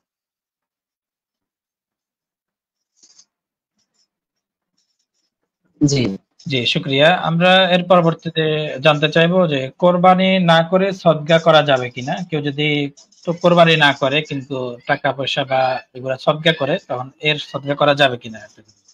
আসলে কোরবানির দিনে আমরা যদি হাদিসের দিকে তাকাই, আল্লাহ রাসূল সাল্লাল্লাহু আলাইহি ওয়াসাল্লাম বলেছেন যে কোরবানির দিনে সবচাইতে উত্তম ইবাদত সেটা হচ্ছে কোরবানি করা। এজন্য আপনি কোরবানি না করলে কোরবানির টাকাটাকে আপনি সদকা করে দিবেন, বিষয়টা প্রযোজ্য নয়, বরং আপনাকে কোরবানি করতে হবে। কোরবানির মাধ্যমে আল্লাহ তাআলার সন্তুষ্টি কামনা করতে হবে, আপনি ওই টাকাটা সদকা করে দিলে এটা গ্রহণযোগ্য হবে না। জি শুকরিয়া, জাযাকুমুল্লাহ, অসংখ্য ধন্যবাদ জানাচ্ছি। আমরা এই পর্যন্ত 18-19টি প্রশ্ন উত্তরের মাধ্যমে আমরা কোরবানি পশু সংক্রান্ত বা কোরবানি সংক্রান্ত কার উপর কোরবানি ওয়াজিব এবং কোরবানির হুকুম কি, এই বিষয়ে বিভিন্ন বিষয়ে আমরা জানতে পারলাম। তো সুপ্রিয় দর্শক শ্রোতা, এই বিষয়গুলো সম্পর্কেও যদি আপনাদের কোনো সমস্যা সৃষ্টি হয় বা কোনো একটা মাসালা বুঝতে সমস্যা হয়, আমাদেরকে ইনবক্সে জানাতে পারেন, কমেন্ট বক্সে জানাতে পারেন, অথবা আপনি নিকটস্থ কোনো মুফতি সাহেব বা কোনো মাদ্রাসা গিয়ে বিষয়গুলো আরো খোলাসা করে নিতে পারেন ইনশাআল্লাহ তাআলা। আমরা এই পর্যায়ে এসে জানতে চাইবো, এই পর্যায়ে এসে আমরা আলোচনা করব পশু সংক্রান্ত মাসআলা মাসাইল নিয়ে। আমরা এই পর্যায়ে এসে প্রশ্ন আকারে জানতে চাইবো, তা হচ্ছে কোন কোন পশু দ্বারা কোরবানি করা যাবে, কোরবানি করার জন্য কোন কোন পশু প্রযোজ্য, সেই বিষয়ে যদি একটু বলতেন। আমরা জানি যে পশুর মধ্যে অনেক বৈধ পশু আছে যেগুলো দ্বারা কোরবানি হয় না। পশু কোরবানি করার ক্ষেত্রে কিছু নির্ধারিত পশু আছে, তো এই বিষয়ে আমরা দেখতে পাই যে 6 প্রকার পশু দ্বারা কোরবানি করা যাবে। 1 নম্বর হচ্ছে ওট, ওট দ্বারা কোরবানি করা যাবে। 2 নম্বর হচ্ছে গরু, 3 নম্বর হচ্ছে মহিষ, 4 নম্বর হচ্ছে ছাগল, 5 নম্বর ভেড়া, 6 নম্বর দুম্বা। এই 6 প্রকারের প্রাণী দ্বারাই কোরবানি করা যাবে। এর বাইরে অন্য কোনো প্রাণী দ্বারা, যেমন হরিণ দ্বারা, তারপরে ভিন্ন কোনো হাঁস মুরগ ইত্যাদি কোনো প্রাণী দ্বারা, এগুলো দ্বারা কোরবানি করলে কোরবানি শুদ্ধ হবে না। এই 6 প্রকার প্রাণী দ্বারাই কোরবানি করতে হবে। জি, এবং কি কেউ যদি মুরগি দ্বারাও কোরবানি করে, কোরবানি তো হবে না। এটা আমাদের দেশে কিছু ভাই আছে, ওনারা মুরগি দ্বারা কোরবানি করার বিধানটা জায়েজ প্রমাণ করতে চায় বা এই ধরনের কিছু বক্তব্য দিয়ে থাকেন বা লিখে থাকেন কিতাবের মধ্যে। হ্যাঁ, মুরগি আসলে কেউ যদি দরিদ্র ব্যক্তি গরু কিনতে পারে নাই, কোরবানি করতে পারে নাই, সে যদি এমনিতেই কোনো নিয়ত ছাড়া, কোরবানি নিয়ত ছাড়া কোরবানির দিনে মুরগি কিনে মুরগি রান্না করলো, হাঁস মুরগি রান্না করলো, খেতে পারবে, কোনো অসুবিধা নেই। কিন্তু যদি সে কোরবানি নিয়তে করে তাহলে এটা তার জন্য অবশ্যই নিন্দনীয়, করা যাবে না। জি জি জি, শুকরিয়া, জাযাকুমুল্লাহ। আমরা এরপর জানতে চাইবো গাভী দ্বারা কোরবানি করা যাবে কিনা, গাভী দ্বারা কোরবানি করার বিধান কি? হ্যাঁ, এক্ষেত্রে বিধান হচ্ছে আপনার গাভী হোক, মাদি ছাগল হোক, ষাঁড় হোক, যেটাই হোক না কেন এটা দ্বারা কোরবানি করা যাবে। অর্থাৎ যে 6 প্রকার পশুর কথা আমি বললাম, উট, গরু, মহিষ, ছাগল, ভেড়া, দুম্বা, এই 6 প্রকারের প্রাণীর মধ্য থেকে এরা গাভী হোক, ষাঁড় হোক, যেই হোক না কেন, মাদি হোক অথবা নর হোক, যাই হোক, এগুলো পশু দ্বারা কোরবানি করা যাবে, কোনো অসুবিধা নাই। আমাদের সমাজে এই বিষয়টা আসলে অনেকেই এই গাভী দ্বারা কোরবানি হবে না বলে মন্তব্য করে থাকেন, এটা নিতান্তই ভুল। এমন কোনো কথা কোরআন হাদিসে নেই গাভী দ্বারা কোরবানি হবে। অনেক ক্ষেত্রে দেখা যায় যে গাভীর সমপরিমাণ যদি আপনি ষাঁড় পান, তাহলে সমপরিমাণ মূল্যে সমমানের বিষয়ে, তাহলে সেই ক্ষেত্রে আপনার গাভীকে প্রাধান্য দেওয়া উচিত। কারণ আল্লাহর হাবিব সাল্লাল্লাহু আলাইহি সাল্লাম বললেন গাভী গোশতের দিক থেকে অনেক সুস্বাদু। সেই হিসেবে কেউ যদি এই সমমানের সবকিছু এক, ষাঁড়ও পেলো গাভীও পেলো, দামেও এক, মানেও এক, তারপরে পশুর আকৃতিতেও এক, সবকিছু দিক থেকে, তাহলে তার উচিত গাভীকে প্রাধান্য দাও। তো সেই হিসেবে আমরা গাভীর কোনো বদনাম খুঁজে পাই না, বরং গাভীর প্রতি উৎসাহ আমরা খুঁজে পাই। গাভী দ্বারা কোরবানি করা যাবে, কোনো অসুবিধা নেই। জি জি, শুকরিয়া, জাযাকুমুল্লাহ। এরপর আছে আমরা বন্য পশু দ্বারা কোরবানি করা যাবে কিনা, এর বিধান কি? বন্য পশু বলতে কি বোঝায় সেটাও যদি একটু ক্লিয়ার করতেন। জি। হ্যাঁ, বন্য পশু আসলে এই যে পশুগুলো বন জঙ্গলে থাকে সেগুলোকে সাধারণত বন্য পশু বলা হয়। অর্থাৎ গৃহপালিত না, মানুষ তাকে লালন পালন করেনি, সে বনে একাকী এই বাঘ, সিংহ, হরিণ ইত্যাদির মতো বনে লালিত পালিত হয়, এমন পশুকে আমরা সাধারণত বন্য পশু বলে থাকি। তো বন্য পশু দ্বারা কোরবানি হবে কিনা, উত্তর হচ্ছে না, বন্য পশু দ্বারা কোরবানি হবে না। এবার সে যাই হোক, বন্য যদি গরু হয়, বন্য গয়াল ইত্যাদি এই ধরনের কোন পশু যদি হয়ে থাকে, এই বন্য মহিষ, বন্য গরু, বন্য ছাগল, যেগুলো গৃহপালিত না, এরকম যদি হয় তাহলে সেগুলো দ্বারাও কোরবানি হবে না। কোরবানি হওয়ার জন্য অবশ্যই আবশ্যক হচ্ছে সেগুলো গৃহপালিত হবে, বন্য প্রাণী দ্বারা কোরবানি করা যাবে না। জি, শুকরিয়া। এরপরে আমরা জানতে চাইবো যে বন্য পশু দ্বারা তো কোরবানি করা যাবে না, কিন্তু বন্য পশু যে পোষ মানে গৃহপালিত বন্য হলে কোরবানি হবে কিনা, অর্থাৎ পোষ মানে যদি আমরা গৃহ লালন পালন করি, তখন এর দ্বারা কোরবানি করলে কোরবানি হবে কিনা? হ্যাঁ, বন্য পশু যদি পোষ মানে, যেমন হরিণ, অথবা আপনি বন্য একটা গরু ছিল, আপনি কিছুদিনের জন্য পোষ মানিয়ে তাকে কোরবানি করতে যাচ্ছেন, এই কোরবানি হবে কিনা, উত্তর হচ্ছে না। বন্য পশু বন্য পশুই থাকবে, তার বন্যের হুকুমটা রয়ে যাবে, ওই পশু দ্বারা কোরবানি হবে না। এবং অনুরূপ ভাবে গৃহপালিত পশু সে যদি বন্য হয়ে যায় তাহলে তার দ্বারা কোরবানি হবে কিনা, উত্তর হচ্ছে হ্যাঁ, তার দ্বারা হয়ে যাবে। তার মূল অবস্থাটা ধর্তব্য হবে। যদি সে মূলে বন্য হয়ে থাকে তাহলে কোরবানি হবে না, আর সে যদি মূলে গৃহপালিত হয়ে থাকে তাহলে তার দ্বারা কোরবানি হবে, কোনো অসুবিধা হবে না। যেমন আর বন্য পশুর মধ্যে হরিণ টরিণ ইত্যাদি যেগুলো খাওয়া যায়, এগুলো দ্বারাও কোরবানি হবে না, এগুলো আমাদের 6 প্রকারের মধ্যে পড়ে না, এই কারণে। জি, এরপর আমরা জানতে চাইবো নিজের পশু দ্বারা কোরবানি করা যাবে কি? নিজে কোন একটি পশু লালন পালন করতেছে, ওটা দ্বারা কি আমরা যদি কোরবানি করতে চাই তাহলে করতে পারবো কিনা? আসলে নিজের পশু দ্বারা কোরবানি করলে নৈকট্যটা অনেক বেশি অর্জন হয়। সাধারণত মানুষ যে পশুকে লালন পালন করে ওই পশুর প্রতি মায়া, মোহাব্বত, ভালোবাসা একটু বেশি থাকে। ওই পশুকে সে কোরবানি করতে তার মনের মধ্যে একটা টান অনুভব হয়, মানে একটা মায়া কাজ করে, একটা ভালোবাসা অনুভব করে সে। তো এজন্য সে যদি নিজের পশু কোরবানি করে তাহলে তার জন্য এটা আরো বেশি সওয়াবের কাজ হবে, কারণ সে আল্লাহর সন্তুষ্টির জন্য নিজের প্রাণ প্রিয় পশুটাকে কোরবানি করেছে। তো সেজন্য নিজের পশু কোরবানি করা যাবে কিনা বিষয়টা এমন নয়, বরং নিজের পশু কোরবানি করা সবচেয়ে উত্তম, এটা তার জন্য সব বেশি হবে, কারণ তার নিকটের পশুটাকে, তার প্রিয় পশুটাকে সে কোরবানি আল্লাহর জন্য করেছে, সন্তুষ্টির জন্য। জি, শুকরিয়া। এরপর আমরা জানতে চাইবো পশু থেকে উপকৃত হওয়া যাবে কিনা। আমি কোরবানির জন্য একটি পশু ক্রয় করেছি, তখন ওই পশু থেকে আমরা কোন প্রকার উপকৃত হতে পারবো কিনা? উত্তর হচ্ছে পশু দ্বারা উপকৃত হওয়া যাবে না। অর্থাৎ কোরবানির জন্য যে পশুটি আপনি কিনেছেন সেই পশু দ্বারা আপনি কোন রকম উপকৃত হতে পারবেন না। এটা দিয়ে হাল চাষ করানো, এটার দুধ খাওয়া, অথবা এই এটার উপরে সওয়ার হয়ে বিভিন্ন জায়গায় যাওয়া, যেটা আমরা ইদানিং দেখেও থাকি মাঝে মাঝে, যে কোরবানির উদ্দেশ্যে গরু কিনে সেটা দিয়ে রাইড শেয়ার করে, তারপরে এটা দিয়ে বিভিন্ন জায়গায় সওয়ার করে। এই সমস্ত কোনো ফায়দা কোরবানির পশু থেকে নেওয়া যাবে না। কোরবানির পশু শুধুমাত্র আল্লাহর সন্তুষ্টির জন্য, এটা থেকে নিজের ব্যক্তিগত কোনো কিছু করা যাবে না। তো দুধের বিষয়টা হচ্ছে, কোনো গাভী সে যদি কিনলো তাহলে তার উচিত দুধ দহন না করা। কিন্তু যদি দেখে যে গাভীর দুধ দহন করা দরকার, না করলে সমস্যা হবে, অথবা সে দুধ দহন করে ফেললো, তাহলে তার উচিত ওই দহনকৃত দুধটাকে সদকা করে দেওয়া, আল্লাহর রাস্তায় সদকা করে দেওয়া। এটা গরিবের হক। যদি সে খেয়ে ফেলে, ওই দুধটাকে সে খেয়ে ফেলে, তাহলে তার পরবর্তীতে কাজ হচ্ছে যে পরিমাণ দুধ সে খেয়েছে, যে পরিমাণ উপকৃত সে হয়েছে, ওটার হিসাব করে ওটার একটা অঙ্ক দাঁড় করিয়ে ওটাকে আল্লাহর রাস্তায় সদকা করে দেওয়া। যেমন 2 কেজি দুধ খেয়েছে, তো 2 কেজি দুধের দাম যদি হয় 150 টাকা, তাহলে এটাকে আল্লাহর রাস্তায় সদকা করে দেওয়া আবশ্যক। আশা করি বিষয়টা বোঝাতে পেরেছি। জি, শুকরিয়া, জাযাকুমুল্লাহ। আমরা এই পর্যন্ত এখন কিছু প্রশ্ন উত্তরের মাধ্যমে পশু সংক্রান্ত কিছু মাসালা মাসাইল নিয়ে আলোচনা করলাম। পশুর বয়স, কোন কোন পশু দ্বারা কোরবানি করা যাবে, এবং পশু থেকে উপকৃত হওয়া যাবে কিনা, এবং নিজের পশু দ্বারা কোরবানি করা যাবে কিনা, এই পশু সংক্রান্ত কিছু মাসালা মাসাইল জানতে পারলাম প্রশ্ন উত্তরের মাধ্যমে। শুকরিয়া জানাচ্ছি আমাদের প্রিয় ভাই মাওলানা আলী আজম ভাইকে। আমরা এখন চলে যাব পশুর বয়স সংক্রান্ত কিছু মাসালা মাসাইল জানার জন্য। তার আগে আমরা দর্শকদের উদ্দেশ্যে বলতে চাই, আপনারা যারা এই পর্যন্ত আমাদের সঙ্গে যুক্ত রয়েছেন, আপনারা অবশ্যই আপনার মূল্যবান মতামতটি আমাদের কমেন্ট বক্সে জানাতে পারেন, এবং লাইক, কমেন্ট এবং শেয়ার করে অপরকে অবশ্যই দেখার সুযোগ করে দিতে পারেন।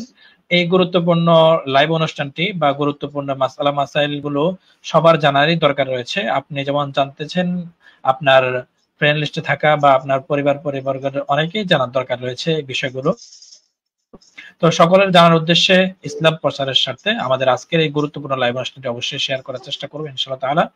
বিভিন্ন গ্রুপে, বিভিন্ন পেজে বা নিজের আইডিতে শেয়ার করে দেবেন ইনশাআল্লাহ তাআলা। তো সুপ্রিয় দর্শক, আমরা চলে যাচ্ছি এখন পশুর বয়স সংক্রান্ত বিষয় আলোচনায়। আমরা এখন প্রথমে জানতে চাইবো কোন পশুর বয়স কত হতে হবে। আমরা তো অনেক পশুর দিয়ে কোরবানি করা যাবে, 6 প্রকারের পশুর কথা বলেছেন। ওই 6 প্রকারের মধ্যে কোন পশুর বয়স কত হতে হবে কোরবানির জন্য, সেটা যদি একটু বলতেন। হ্যাঁ, পশুর ক্ষেত্রে কোরবানি করার ক্ষেত্রে যে কোনো পশু দ্বারা করলেই হবে না, বরং কোরবানির পশুর একটা বয়স নির্ধারিত রয়েছে।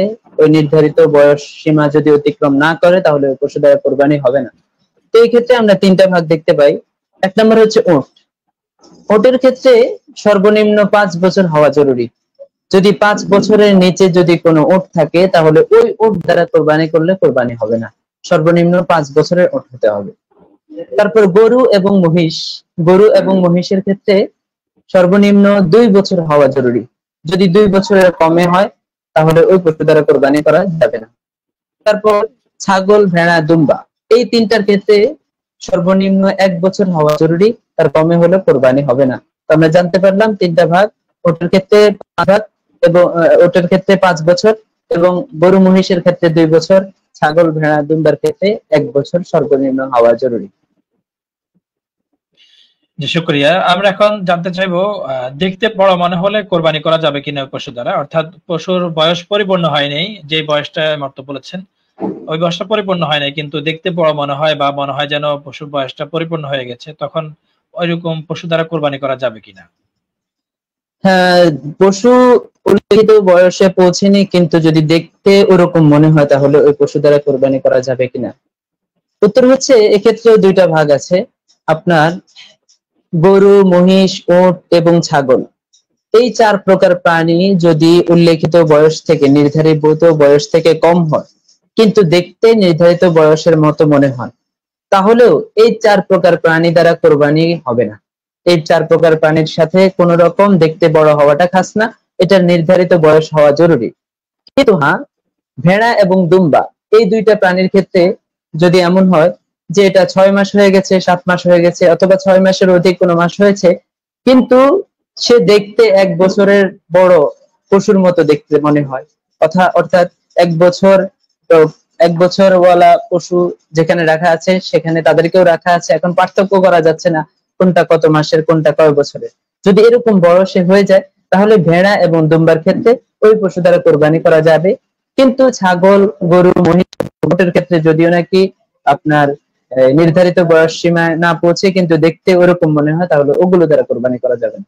ভেড়া এবং দুম্বার ক্ষেত্রে শুধুমাত্র বৈধতা দেওয়া হয়েছে। জি জি, শুক্রিয়া। আমরা এখন জানতে চাইবো বয়স গণনার ক্ষেত্রে আমরা কোন বর্ষের হিসাব নিব, আরবি, ইংরেজি, বাংলা, কোন বর্ষের হিসাব নিয়ে আমরা 1 বছর, 2 বছর, 5 বছর এই বয়সগুলো গণনা করব? হ্যাঁ, এটাও খুবই গুরুত্বপূর্ণ একটি বিষয়। বয়স গণনার ক্ষেত্রে আমরা কোন বর্ষটাকে হিসাব করব, বাংলা, ইংরেজি নাকি আরবি?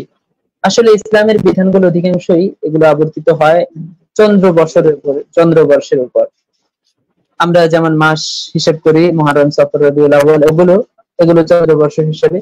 তো পশুর বয়সের ক্ষেত্রেও এখানে চন্দ্রবর্ষটাই হিসাব হবে। অর্থাৎ চন্দ্রবর্ষ অনুযায়ী যদি তার 2 বছর হয়ে যায় তাহলে তার উপর কোরবানি আবশ্যক হবে। কোরবানি শেষ হবে, কোনো অসুবিধা নেই। এই ক্ষেত্রে দেখা যায় কোনো পশু যদি জানুয়ারি মাসের 1 তারিখে জন্ম হলো, তার পরবর্তী জানুয়ারি মাসের 2 বছর পর বা 1 বছর পর নির্ধারিত বয়সের ক্ষেত্রে পরবর্তী জানুয়ারি মাসের 1 তারিখ হওয়া শর্ত না। কারণ সূর্যের মাসটা, সূর্য বর্ষটা বা ইংরেজি যে বর্ষটা আমরা হিসেব করি এটা একটু বেশি দিনে হয়, 365 দিনে। কিন্তু চন্দ্রমাস এটা 355 দিনে হয়ে যায়, 54 দিনে হয়, 56 দিনে হয়, চাঁদের উপর নির্ভরশীল। তো সেই হিসেবে চন্দ্রমাস হিসেবে আমরা যদি ধরি তাহলে সূর্যের মাস অর্থাৎ ইংরেজি মাস থেকে আরবি মাসটা একটু কম হয়। তো আরবি মাসের হিসেবে পশুর বয়সটা নির্ধারিত হবে। জি, শুক্রিয়া। এক্ষেত্রে এসে আমরা আরেকটা বিষয় জানতে চাইবো, তা হচ্ছে অনেকে দেখা যায় যে দাঁত দেখে বয়স মাপে বা বয়স নির্ধারণ করে। এখন আমরা জানতে চাইবো যে দাঁত দেখে বয়স মাপা যাবে কিনা, এই বিষয়ে ইসলাম কি বলে বা এই বিষয়ে বিধান কি? দাঁত দেখে বয়স নির্ধারণ করার বিষয়টা হচ্ছে আপনার অভিজ্ঞতার বিষয়। কেউ যদি একটা পশুর বয়স জানে না, এখন বাজারে কিনবে কিনা ওই পশু সম্পর্কে, তো সে দাঁত দেখলো, তো এই বিষয়টা তার জন্য বৈধ আছে যদি সে অভিজ্ঞ হয়। অর্থাৎ অনেক মুরব্বীরা এক্ষেত্রে দেখা যায় যে তারা দাঁত দেখে পশু বয়স বুঝে ফেলতে পারে আর তাদের ধারণাটাও সঠিক হয়। যদি এমন হয় তাহলে তার উপর কোরবানি জায়েজ হয়ে যাবে ওই পশু দ্বারা, যদি দাঁত দেখে সঠিক অনুমান করতে পারে। কিন্তু কারো অভিজ্ঞতা না হলে এমনটি করা মোটেও ঠিক না। আর আরেকটা বিষয় হচ্ছে দাঁত দেখে পশু কেনার ক্ষেত্রে অনেক সময় দেখা যায় যে পশুর দাঁত 2 বছর হলে যেমন হওয়ার তেমন হয়েছে, কিন্তু প্রকৃত বয়স 2 বছর হয়নি, 1.5 বছর হয়েছে। তো এক্ষেত্রে যদি সঠিক বয়সটা জানা যায় তাহলে সঠিক বয়সের এতেবার হবে। আপনার আলামত যেটা আছে দাঁত দেখার, এই বিষয়টা ধর্তব্য হবে না। সঠিক বয়স যদি আপনি জানেন এটা 1.5 বছর, কিন্তু দাঁত উঠে গেছে 2 বছরের প্রাণীর মতো, তাহলে এই ক্ষেত্রে তাকে 1.5 বছরে ধরা হবে, তাকে 2 বছরের হিসাব করা যাবে না। তাকে 1.5 বছর হিসেবে তার উপর কোরবানি, তার দ্বারা কোরবানি করা যাবে না। এরকম হবে, মূল বয়সের এতেবার হবে। আর আরেকটা বিষয় হচ্ছে যদি প্রাণীর বয়স হয়ে গেছে কিন্তু নির্ধারিত পরিমাণ দাঁত উঠেনি, তাহলে এই ক্ষেত্রেও আপনার বয়সের নির্ধারিত দাঁত না উঠলেও বয়সের হিসাবে হিসেব করে তাহলে তার দ্বারা কোরবানি করা যাবে, কোনো অসুবিধা হবে না। জি, তাহলে আমরা যেটা বুঝতে পারলাম তা হচ্ছে দাঁত দেখার সাথে বয়সের তেমন কোনো সম্পর্ক নেই। মূল বয়স হয়েছে কিনা সেটাই প্রথম দেখতে হবে আর কি। শুকরিয়া, জাযাকুমুল্লাহ। আমরা পশুর বয়স সংক্রান্ত বিষয়ে কিছু প্রশ্ন উত্তরের মাধ্যমে বিষয়টা ক্লিয়ার করতে পেরেছি, আলহামদুলিল্লাহ। শুকরিয়া জানাচ্ছি আমাদের প্রিয় ভাই মাওলানা আলী আজম সাহেবকে। আমরা এখন চলে যাব পরবর্তী আলোচনায়, তা হচ্ছে পশুর দোষ সংক্রান্ত, অর্থাৎ কোন কোন পশুতে কি কি দোষ থাকলে বা কি কি গুণ থাকলে পশু দ্বারা কোরবানি করা যাবে অথবা যাবে না, সেই বিষয়ে আলোচনা করব। তার আগে আমরা আবারও দর্শকদের উদ্দেশ্যে বলতে চাই, আপনারা অবশ্যই আমাদের আজকের এই গুরুত্বপূর্ণ লাইভ অনুষ্ঠানটি বেশি বেশি শেয়ার করে দেবেন। মাসাইলে কোরবানি মাসআলা সম্পর্কে আমরা একেবারে A to Z সবগুলো মাসআলা নিয়ে আলোচনা করার চেষ্টা করছি প্রশ্ন উত্তরের মাধ্যমে। বিশেষ করে গুরুত্বপূর্ণ যে বিষয়গুলো আমরা বারবারের সম্মুখীন হই সেই বিষয়গুলো নিয়ে আমরা আলোচনা করার চেষ্টা করছি। তো আপনারা অবশ্যই আপনাদের মূল্যবান মতামতটি আমাদের কমেন্ট বক্সে জানাতে পারেন এবং অবশ্যই লাইভটি বেশি শেয়ার করে দিবেন। আমরা এখন আলোচনা চলে যাচ্ছি পশুর দোষ সংক্রান্ত আলোচনায়। আমরা এই পর্যায়ে এসে জানতে চাইবো ভাইজানের কাছে যে কি কি দোষ থাকলে কোরবানি করা যাবে না, সেই বিষয়ে যদি আমাদেরকে একটু বলতেন। কোন কোন দোষ পশুর মধ্যে থাকলে বা কি কি দোষ পশুর মধ্যে থাকলে ওই পশু দ্বারা কোরবানি করা যাবে না, সেই বিষয়টা যদি একটু বলতেন। কোন কোন পশু কোরবানি করা যাবে না, এই বিষয়টা আসলে একটা বিস্তারিত বিষয়। তো পশুর ক্ষেত্রে আসলে দোষ ত্রুটি বা ইত্যাদির ক্ষেত্রে দুইটা বিষয় লক্ষণীয়। একটি হচ্ছে পশুর জামাল আর একটি হচ্ছে কামাল। অর্থাৎ পশু এই সৌন্দর্যগত সমস্যা এবং আরেকটা হচ্ছে কামাল অর্থাৎ পূর্ণতাগত সমস্যা।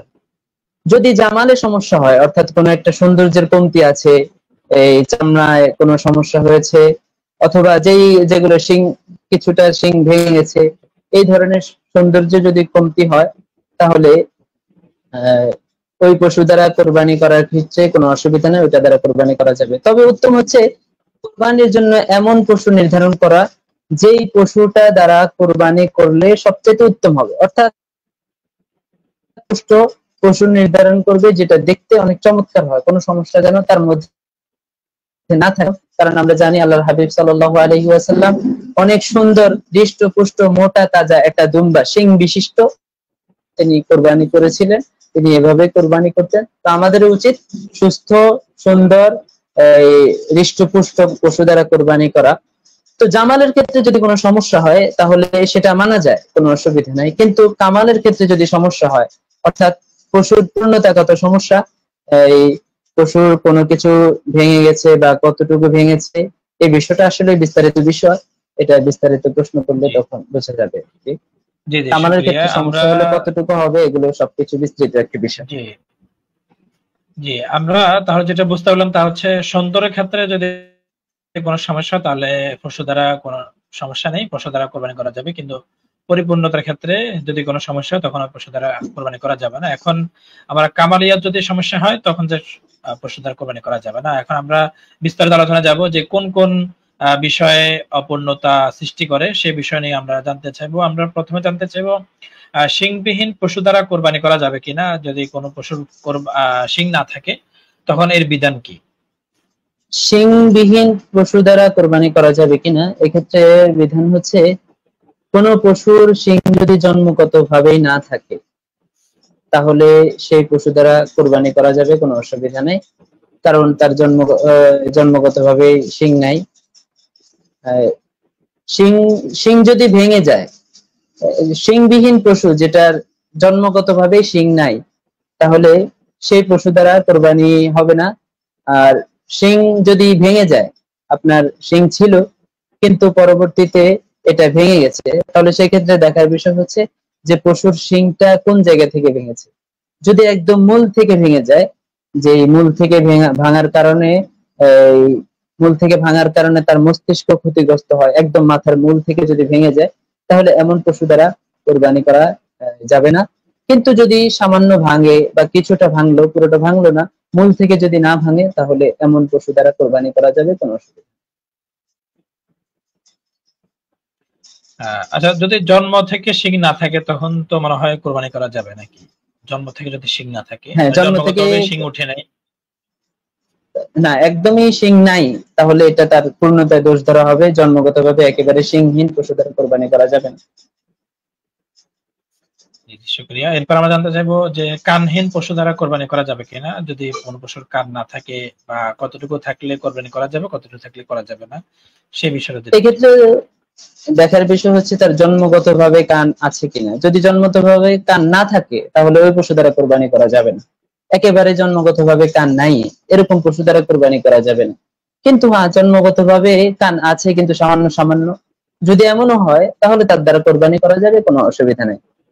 কিন্তু যদি আপনার কান ঠিক ছিল, ঠিকঠাক কান ছিল, পরবর্তীতে কাটা গেছে বা কোনোভাবে ছিঁড়ে গেছে, তাহলে এই ক্ষেত্রে দেখার বিষয় হচ্ছে কতটুকু ছিল, কতটুকু কাটা গেল, কতটুকু কান তার নাই।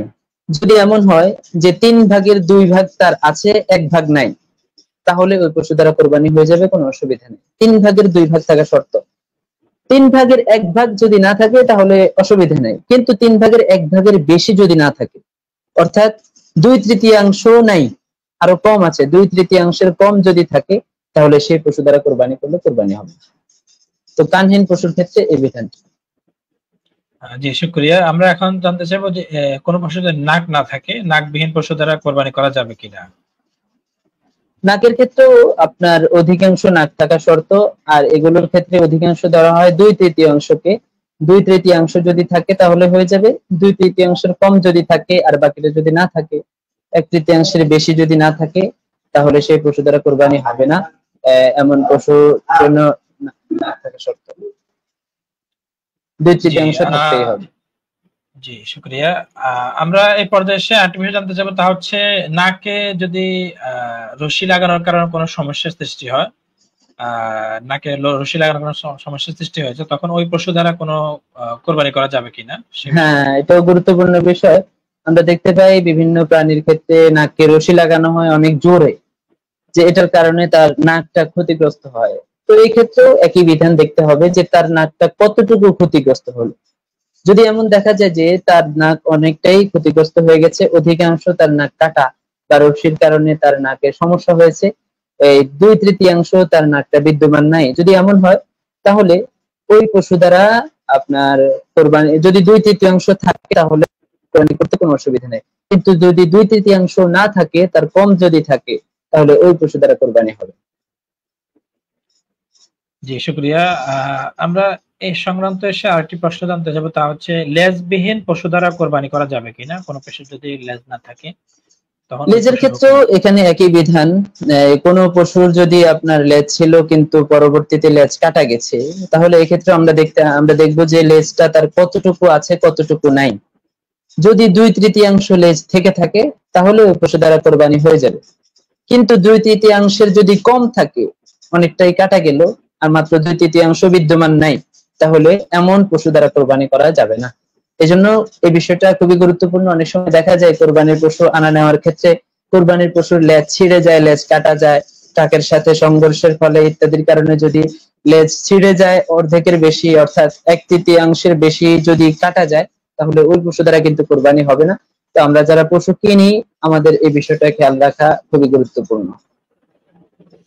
জি, আমাদের এই পর্যায়ে যেটা জানতে চাইবো, এটা মনে হয় আলোচনা হয়ে গেছে। জন্মগত কান, নাক, লেজ যদি ইত্যাদি না থাকে তখন এই পশু দ্বারা কোরবানি করা যাবে কিনা, যদি সংক্ষেপে বলা হয়?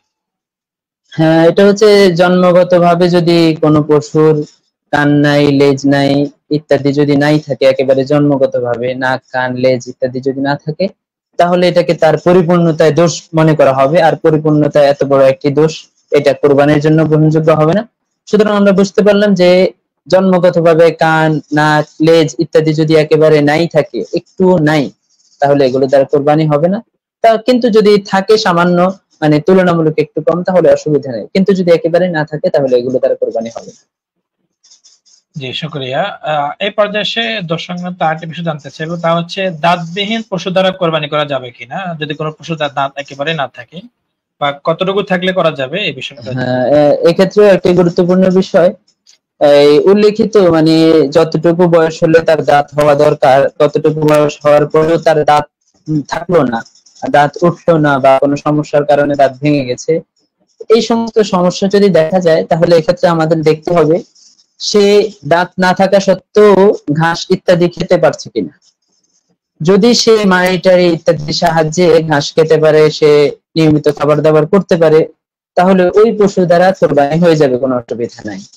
কিন্তু যদি দাঁত না থাকার ফলে সে খেতে পারে না, ঘাস ইত্যাদি খেতে পারে না, যদি এমন হয়ে যায় দাঁত না থাকার ফলে তার যদি দোষটা সৃষ্টি হয়ে যায়, তাহলে এমন পশু দ্বারা কোরবানি করলে কোরবানি হবে। দাঁত নাই কিন্তু যদি সে খেতে পারে, সবকিছু ঠিকঠাক আছে, তাহলে এই পশু দ্বারা কোরবানি করলে কোরবানি হয়ে যাবে। এখানে দেখতে হবে সে ঘাস খেতে পারছে কিনা। জি শুকরিয়া। এরপর জানতে চাইবো, অত্যাধিক দুর্বল পশু দ্বারা কোরবানি করা যাবে কিনা? একেবারে দুর্বল পশু কিছুই করতে পারে না, অত্যাধিক দুর্বল পশু দেখতে হবে যে কতটুকু দুর্বল। যদি এমন হয় যে দুর্বলতার কারণে তার হাড়ের মগজগুলো একেবারে শুকিয়ে গেছে, তার অবস্থা খুবই জীর্ণ শীর্ণ, যদি অত্যাধিক দুর্বল হয়, এমন তার হাড়ের মগজগুলো শুকিয়ে গেছে, তাহলে সেই পশু দ্বারা কোরবানি করলে কোরবানি হবে না। কিন্তু যদি সামান্য দুর্বল হয়, এই মগজ শুকিয়ে যাওয়ার অবস্থার মতো নয়, তাহলে এমন পশু দ্বারা কোরবানি করলে কোরবানি হয়ে যাবে, কোনো অসুবিধা নেই। জি, দর্শকতা আরেকটি বিষয় জানতে চাইবো, তা হচ্ছে অন্ধ বা কানা পশু দ্বারা কোরবানি করা যাবে কিনা? কোনো পশু একেবারে অন্ধ, দুই চোখেই অন্ধ অথবা এক চোখ কানা, তখন এই পশু দ্বারা কোরবানি করা যাবে কিনা? যদি অন্ধ পশু হয়, তাহলে অন্ধ মানে হচ্ছে দুই চোখ কানা, আর কানা মানে এক চোখ নাই, যদি এমন হয় একেবারে একটা চোখ নেই অথবা দুইটা চোখ নেই, তাহলে এটা তার কামালের মধ্যে অসম্পূর্ণতা ধরা হবে, এটা কামালের মধ্যে বিশাল বড় একটা দোষ হিসেবে বিবেচিত হবে।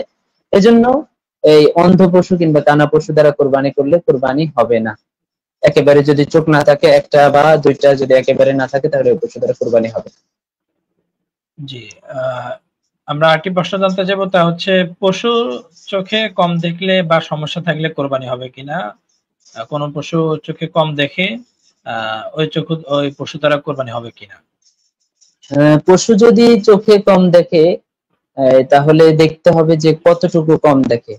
এক্ষেত্রেও কম বেশি বিবেচনা করা হবে।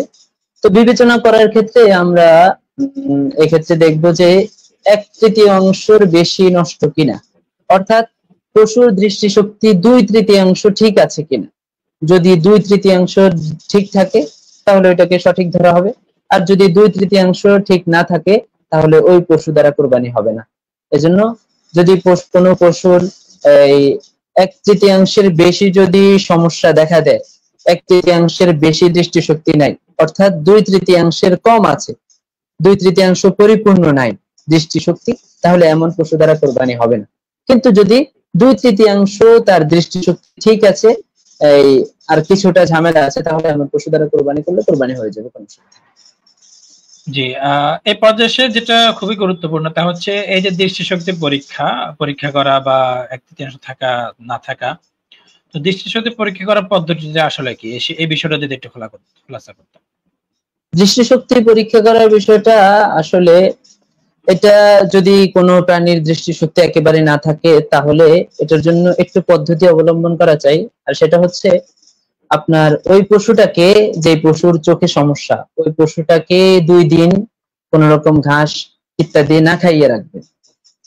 তো যখন 2 দিন বা একটা সময়, লম্বা একটা সময় যখন সে ক্ষুধায় ছটফট করতে থাকবে, এই খাবারের জন্য খুব আগ্রহী হয়ে উঠবে, এরকম একটা সময় পর্যন্ত তাকে অপেক্ষা করান। এরকম একটা সময় যাওয়ার পর তাহলে দূর থেকে আপনি আগে পশুর মধ্যে যেই পশুর যে চোখটা নষ্ট, ওই পশুটাকে বাঁধতে হবে।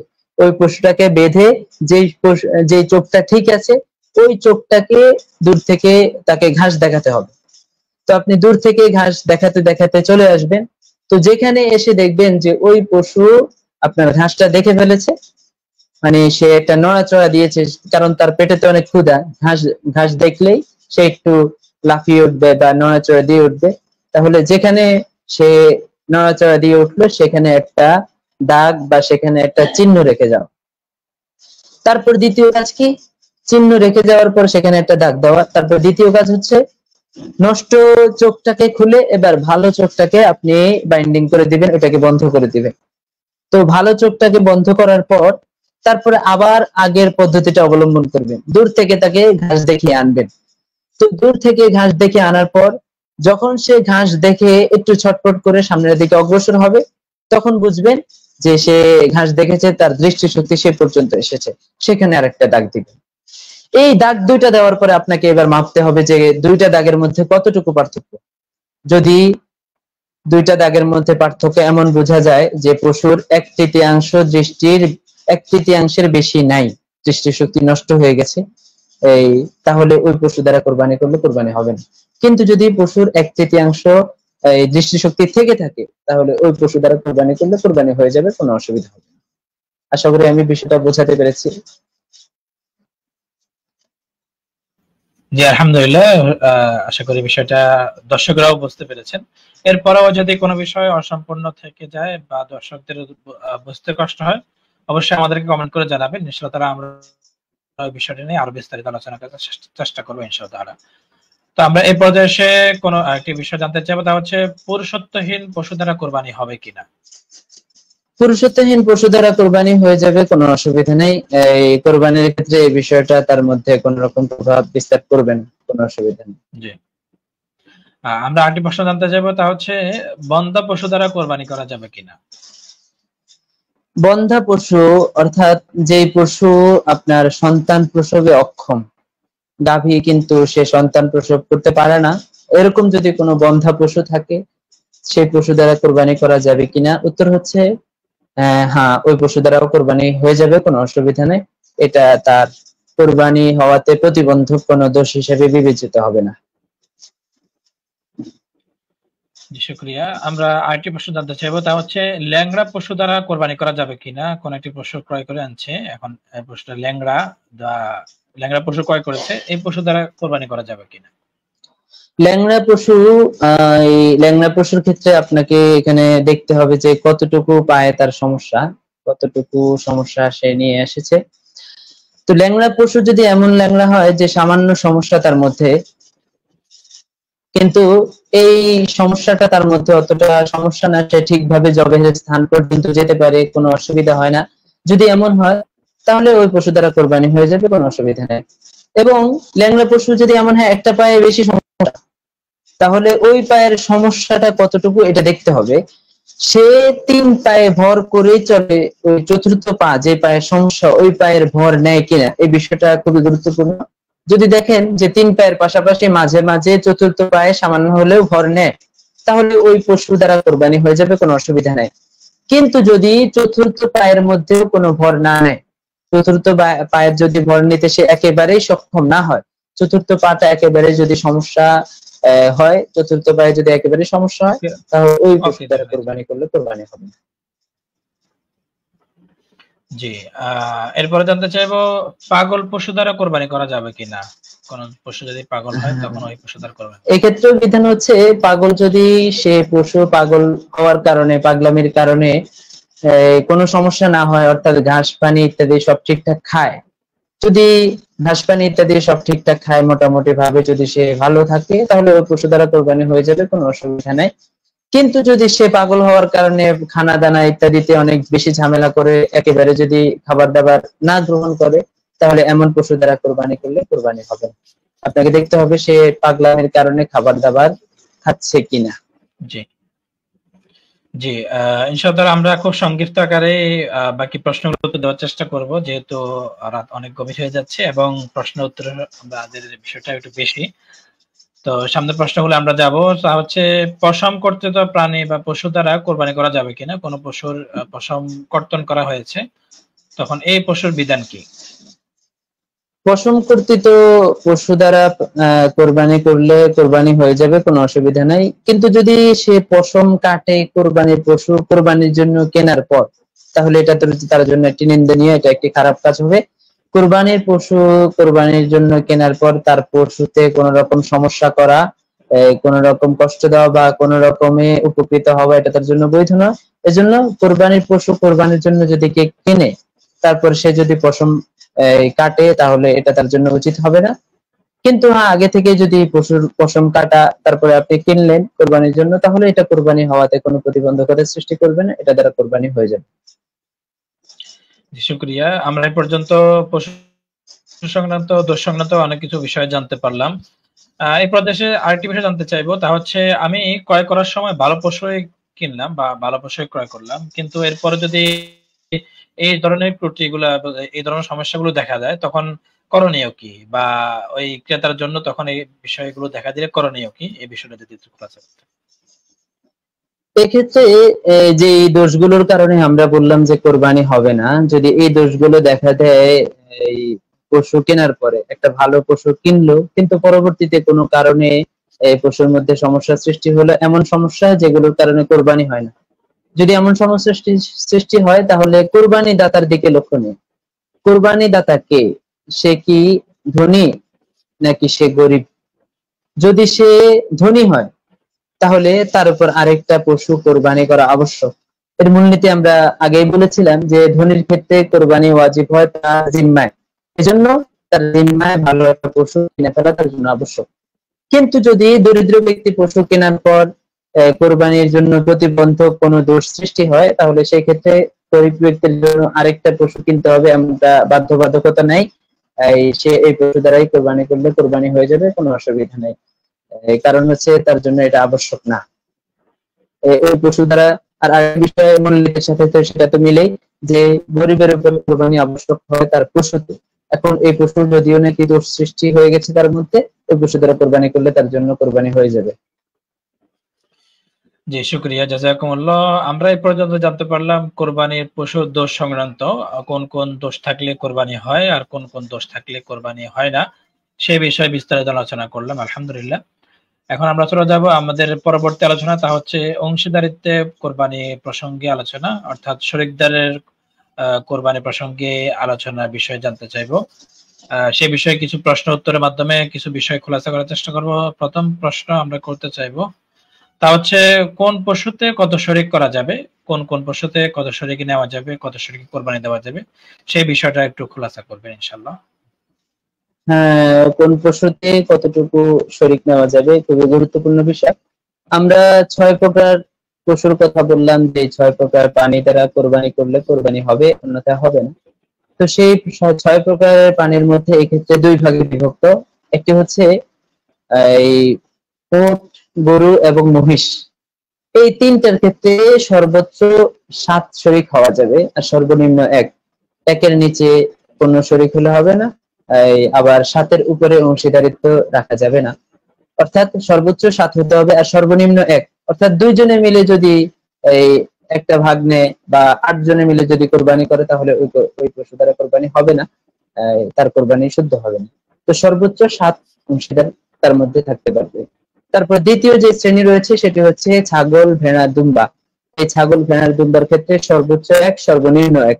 অর্থাৎ 1-এর উপরে অংশীদার তার মধ্যে হবে না, এবং 1-এর নিচেও 2 জনে মিলে যে একটা ছাগল বা ভেড়া, দুম্বা ইত্যাদি কোরবানি করবে, সেটার সুযোগও থাকবে না। জি, শুকরিয়া। আমরা এক্ষেত্রে আরেকটা বিষয় জানতে চাইবো, তা হচ্ছে এই যে শরীক নেওয়া, এই শরীক কখন নির্ধারণ করবে? কোরবানি পশু ক্রয় করার আগে নাকি পরে? শরীক নির্ধারণের করবে কখন, এই বিষয়ে বিধান কি? হ্যাঁ, শরীকদের নির্ধারণ করার ক্ষেত্রে উত্তম হচ্ছে যে কোরবানির পশু ক্রয় করার পূর্বেই এ বিষয়ে অবগত হয়ে নেবে যে কতজন মিলে তারা কোরবানির পশুটা কিনবে। তো যতজন মিলে কোরবানির পশু কিনবে, এই তাদের শরীক নির্ধারণটা আগেই হওয়া, এটাই হচ্ছে উচিত, আর এটা হচ্ছে সর্বোত্তম। কিন্তু যদি এমন হয় যে একজন মানুষ ধনী আছে, অংশীদারিত্বের মধ্যে ধনী আছে, সে পশু আগে কিনে ফেললো, কিন্তু কেনার সময় তার নিয়ত ছিল যে সে এই পশুতে আরো কয়েকজনকে, আরো 6 জনকে সে শরীক নেবে। যদি এরকম হয়ে যায়, তাহলে সেটা তার জন্য জায়েজ হবে, বাকি অনুত্তম হবে, কোনো সমস্যা নাই, ওটা জায়েজ হয়ে যাবে। কিন্তু তৃতীয় আরেকটা বিষয় যদি এমন হয় যে সে একা নিজের জন্য কোরবানি করেছে, নিজের জন্য কোরবানির পশুটা কিনেছে যে নিজে একা কোরবানি দিবে, কিন্তু পরবর্তীতে সে অংশীদার নিতে চাচ্ছে, এই ক্ষেত্রে 2টা বিষয় লক্ষণীয়। একটা হচ্ছে দেখতে হবে সে গরিব না ধনী। সে যদি ধনী হয়, তাহলে সে চাইলে অন্যান্য শরীক নিতে পারবে, তবে এটা তার জন্য মাকরুহ হবে, কারণ যেহেতু সে নিজের জন্য একক কোরবানি দেওয়ার নিয়ত করে তারপরে কিনেছে, সেজন্য তার জন্য এটা মাকরুহ হবে। তবে ধনী হলে তার জন্য এটা জায়েজ হয়ে যাবে, কোনো অসুবিধা নাই। কিন্তু যদি সে গরিব হয়, তাহলে এই ক্ষেত্রে কিন্তু সে যদি অন্য কাউকে নিতে চায়, তাহলে সে নিতে পারবে না, কারণ ওই পশুটা কোরবানি করা তার জন্য আবশ্যক হয়ে পড়েছে। আশা করি আমি বিষয়টা বোঝাতে পেরেছি। যেহেতু রাত অনেক হয়েছে, বিস্তারিত ব্যাখ্যা করছি। জি জি জি, শুকরিয়া। আমরা এরপর জানতে চাইবো, কারো নিয়ত খারাপ হলে কোরবানি হবে কিনা? যদি কারো নিয়ত খারাপ হয় শরীকদারের মধ্যে থেকে, তখন এই কোরবানির বিধান কি? তার বাকিদের কোরবানি হবে কিনা? অংশীদারিত্বে কোরবানি করার ক্ষেত্রে এটি একটি অনেক বড় একটি বিষয়, যে কারো নিয়তে যদি কোনো সমস্যা থাকে, তাহলে তার কোরবানি হবে কিনা, এটা আসলে খুবই গুরুত্বপূর্ণ বিষয়। তো এক্ষেত্রে বিধান হচ্ছে, যদি অংশীদারিত্বে যারা কোরবানি করবে, তাদের কারো একজনের কোরবানি নিয়ত যদি ফাসেদ থাকে, গোশত খাওয়ার নিয়ত অথবা লোক দেখানোর নিয়ত, আল্লাহর সন্তুষ্টি ছাড়া অন্য কোনো নিয়তে যদি কেউ আপনার কোরবানি করলো, তাহলে এই ক্ষেত্রে তার সাথে যারা অংশীদার আছে, তাদের কারো কোরবানি জায়েজ হবে না। সবার কোরবানি ফাসেদ হয়ে যাবে, তার কোরবানি তো হবেই না। তার সাথে যারা অংশগ্রহণ করেছে, তাদের কোরবানি হবে না, তার একক নিয়ত খারাপের কারণে।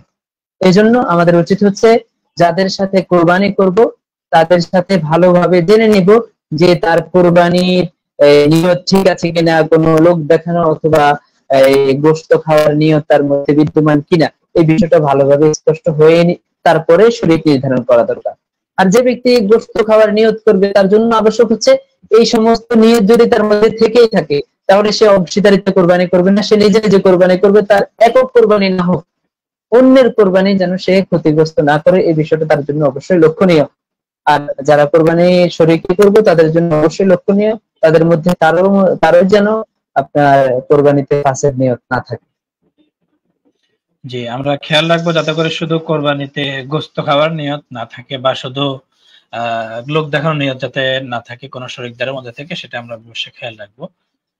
আমরা এরপরে আমরা জানতে চাইবো তা হচ্ছে কারো মাল হারাম হলে কোরবানি হবে কিনা। শরীকদারের মধ্যে থেকে যদি কারো মাল হারাম হয় তখন এর বিধান কি হবে, তখন কোরবানি হবে কিনা? এক্ষেত্রে বিধান হচ্ছে মাল হারাম হলে তার সাথে যারা কোরবানি করবে তাদের কারো কোরবানি হবে না। এজন্য কোন সুদখোর ঘুষখোর যাদের মাল হারাম স্পষ্ট তাদের সাথে কোরবানি করা বৈধ হবে না। এবং এই যদি স্পষ্ট আপনি জানেন যে তার মালের সমস্যা আছে তাহলে তার সাথে কোরবানি করা কখনোই জায়েজ না। আর কোরবানি এই হারাম মালওয়ালা কোরবানি দাতার জন্য আবশ্যক হচ্ছে সে ভালো মাল দ্বারা কোরবানি করা, এই তার হারাম মাল থেকে ফিরে এসে আল্লাহর কাছে তাওবা করে সেগুলো থেকে রুজু করা এবং ভালোভাবে সঠিক উপার্জনের ব্যবস্থা গ্রহণ করা। শুকরিয়া, আলহামদুলিল্লাহ। আমরা এই পর্যন্ত এসে শরীকদারের বিষয়ে কিছু মাসআলা মাসাইল জানতে পারলাম। এখন আমরা পরবর্তী আলোচনা চলে যাব, তা হচ্ছে জবাই সংক্রান্ত কিছু মাসআলা মাসাইল। আমরা জবাই সংক্রান্ত কিছু মাসআলা মাসাইল সব প্রশ্ন উত্তর আকারে জানতে চাইবো আমাদের প্রিয় ভাই মুহতারাম মাওলানা আলী আজম ভাইয়ের কাছ থেকে। আমরা দর্শকদের উদ্দেশ্যে বলবো আপনার মূল্যবান মতামতটি আমাদের কমেন্ট বক্সে জানাতে পারেন। যদি কোনো প্রশ্ন থাকে প্রশ্ন করতে পারেন আমাদের কমেন্ট বক্সে। ইনশাআল্লাহ আমরা সময় সুযোগ থাকলে আজকে আলোচনা করব প্রশ্ন উত্তর নিয়ে, অথবা পরবর্তীতে কোনো একটি লাইভ অনুষ্ঠানে আপনার প্রশ্ন নিয়ে আলোচনা করার চেষ্টা করবো ইনশাআল্লাহ। আমরা এখন চলে যাচ্ছি আমাদের পরবর্তী আলোচনায় জবাই সংক্রান্ত মাসআলা মাসাইল নিয়ে। আমরা প্রথমে জানতে চাইবো কাকে দিয়ে জবাই করা উত্তম, পশু কোরবানি পশু কাকে দিয়ে জবাই করা উত্তম, সেই বিষয়টা যদি একটু বলতেন। আসলে যে ব্যক্তি কোরবানি করবে উত্তম হচ্ছে সেই ব্যক্তি নিজের পশু নিজেই কোরবানি করা, যদি সে কোরবানি করতে সক্ষম হয়। কোরবানি করতে যদি সে সক্ষম হয় তাহলে উচিত হচ্ছে তার জন্য নিজের পশু নিজেই কোরবানি করা, এটাই হচ্ছে উত্তম। কিন্তু কেউ যদি কোরবানির আপনার কোরবানি করতে সক্ষম না হয়, কোরবানি করতে যদি তার মধ্যে কোনো সমস্যা থাকে বা ভয় পায় অথবা ভালোভাবে বিজ্ঞ না হয়, তাহলে তার জন্য অন্য মানুষের সহযোগিতা নেওয়া জায়েজ আছে, কোনো সমস্যা নেই। জি, আমরা এরপরে জানতে চাইবো যে জবাইয়ের সময় কখন, কতক্ষণ পর্যন্ত জবাইয়ের সময় থাকে, সেই বিষয়টা যদি একটু ক্লিয়ার করতেন। জবাইয়ের সময় হচ্ছে এই যেসব এলাকায় জুমার নামাজ হয়, বাংলাদেশের প্রায় সব জায়গায় জুমার নামাজ তো হয়, ঈদের নামাজ যেখানে হয়, তো ওই এলাকার ঈদের নামাজের পর থেকে নিয়ে এই 10 জিলহজ, 11 জিলহজ এবং 12 জিলহজের সূর্যাস্ত পর্যন্ত, 12 জিলহজের সূর্যাস্ত পর্যন্ত প্রথম দিন 10 জিলহজের ঈদের নামাজের পর থেকে নিয়ে 12 জিলহজের সূর্যাস্ত পর্যন্ত যে কোনো সময় যদি সে কোরবানি করে তাহলে তার কোরবানি আদায় হয়ে যাবে, কোনো সমস্যা নেই। এই লম্বা সময়ের মধ্যে তার কোরবানি সে করতে পারবে। তবে হ্যাঁ, উত্তম হচ্ছে প্রথম দিন করা। যদি কোনো সমস্যার কারণে প্রথম দিন করতে না পারে তাহলে তারপর দ্বিতীয় দিন, যদি তাও না পারে তাহলে উত্তম হচ্ছে প্রথম দিন করা, প্রথম দিনই এটা সবচাইতে উত্তম।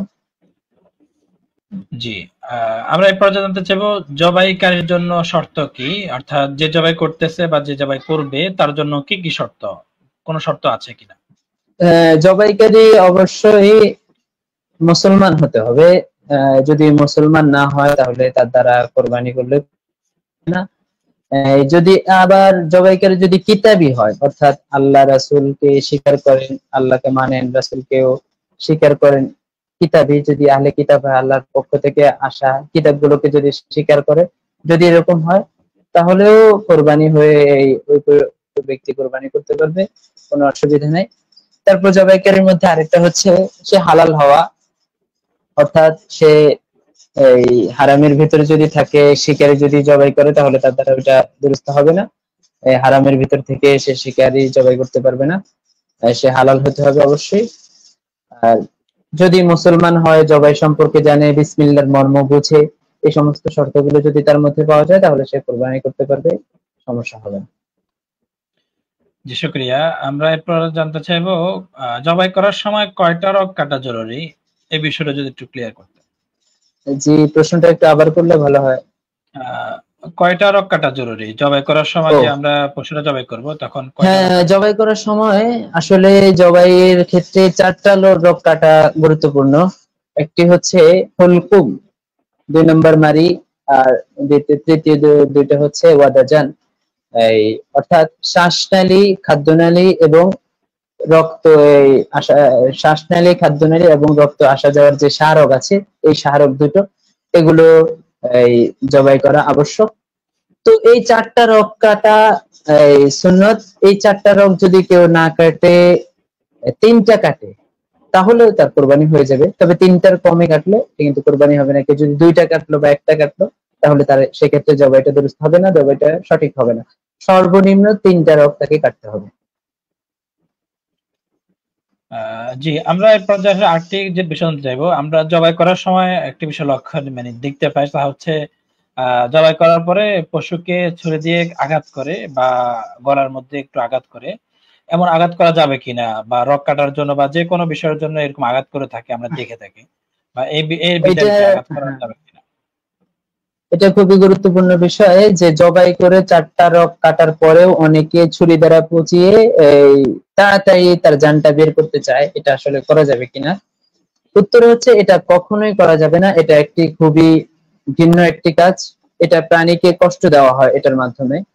এই দ্রুত যান যাওয়ার জন্য এটাকে এই ভালোভাবে একটা নিচের নাখা যেটা আছে সেটাকে কাটা হয়। আর এটা কাটা, এটা ইসলামে জায়েজ নয়।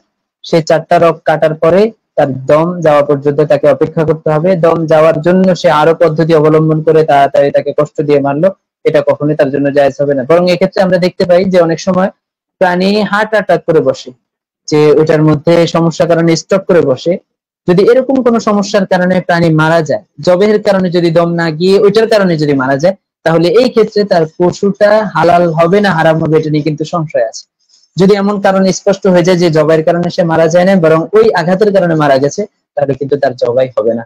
এই জন্য বিষয়টা অবশ্যই গুরুত্বপূর্ণ। কোনোভাবেই 4টা রক কাটার পরে তারপরে সেখানে দ্রুত যান বাড়ার জন্য তার ঘাড় পর্যন্ত নিয়ে যাওয়া বা নাখা যেটা আছে সেটাকে কেটে ফেলা, এটা কখনোই এই ঠিক হবে না, এটা করা বৈধ নয়। জি, শুকরিয়া। আমরা এরপর জানতে চাইবো, তা হচ্ছে জবাইকারীকে, যে জবাই করছে তাকে পারিশ্রমিক দেওয়া যাবে কিনা, জবাই করার জন্য কোনো টাকা পয়সা দেওয়া যাবে কিনা? জবাইকারীকে পারিশ্রমিক দেওয়া যাবে কিনা? উত্তর হচ্ছে হ্যাঁ, অবশ্যই জবাইকারীকে পারিশ্রমিক দিতে হবে। কারণ জবাইকারী তো আপনার জন্য আপনার পশুটা কোরবানি করেছে। এবার সেই জবাইকারী যেই হোক না কেন, আপনাকে পারিশ্রমিক দিতে হবে। যদি হ্যাঁ পারিশ্রমিক ছাড়া সে করলো, সেটা তার ভিন্ন হিসাব। বাকি উচিত হচ্ছে আপনাকে পারিশ্রমিক দিয়ে দেওয়া, এবং এমন অঙ্কে পারিশ্রমিক দেওয়া যাতে করে কোনো সমস্যা না হয়, দেখতে কম মনে না হয়, এমন অঙ্কে পারিশ্রমিক দেওয়া তার জন্য আবশ্যক। জবাইকারীকে অবশ্যই পারিশ্রমিক দেবে। জি, শুকরিয়া। এই পর্যায়ে এসে আমরা জানবো, তা হচ্ছে জবাইয়ের সময় নাম পড়া জরুরি কিনা। আমরা দেখতে পাই যে জবাইয়ের সময় আমরা একটা লিস্ট ধরিয়ে দিই, এই লিস্টের নাম পড়া জরুরি কিনা, এই বিষয়টা যদি একটু বলতেন। আসলে এই বিষয়টা আমাদের মুরব্বীদের মধ্যে এটা দেখা যায় যে জবাইয়ের সময় লম্বা একটা লিস্ট এটা পড়তে থাকে, আর এখানে প্রাণীকে শুইয়ে রেখে কষ্ট দেওয়া হয়। এটা আসলে বিষয়টা মোটেও ঠিক না। জবাইয়ের ক্ষেত্রে আপনাকে নাম পড়া জরুরি না, কিন্তু নাম নির্ধারণ করে রাখা জরুরি।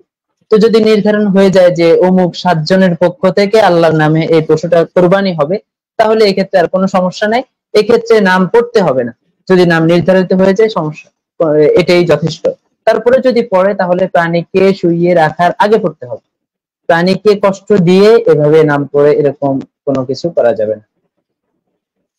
জি, শুকরিয়া। আমরা এরপর জানতে চাইবো, আমরা দেখতে পাই অনেক সময় যে দম যাওয়ার আগে পায়ে খুর কাটা বা ছুরি লাগিয়ে, খুর দিয়ে ছুরি লাগিয়ে ইয়া করে পায়ের রক্ত কেটে ফেলে বা চামড়া ছিঁড়ে ফেলে, চামড়া খোলার চেষ্টা করে।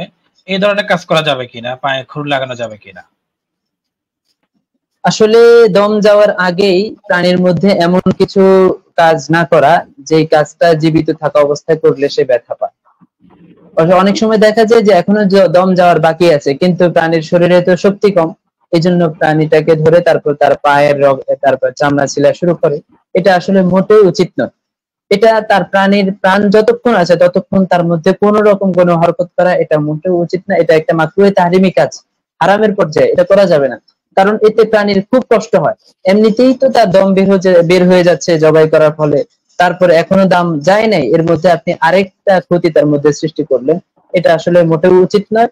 যতক্ষণ পর্যন্ত দম যাবে না ততক্ষণ পর্যন্ত কোনো রকম কোনো সমস্যা করা যাবে না। দম যাওয়ার পরে, যদিও নাকি দেরি হোক, সামান্য দেরি হলে হোক, তারপরে দম যাওয়ার পরে এগুলো এই সমস্ত কাজ করা উচিত, এর আগে নয়।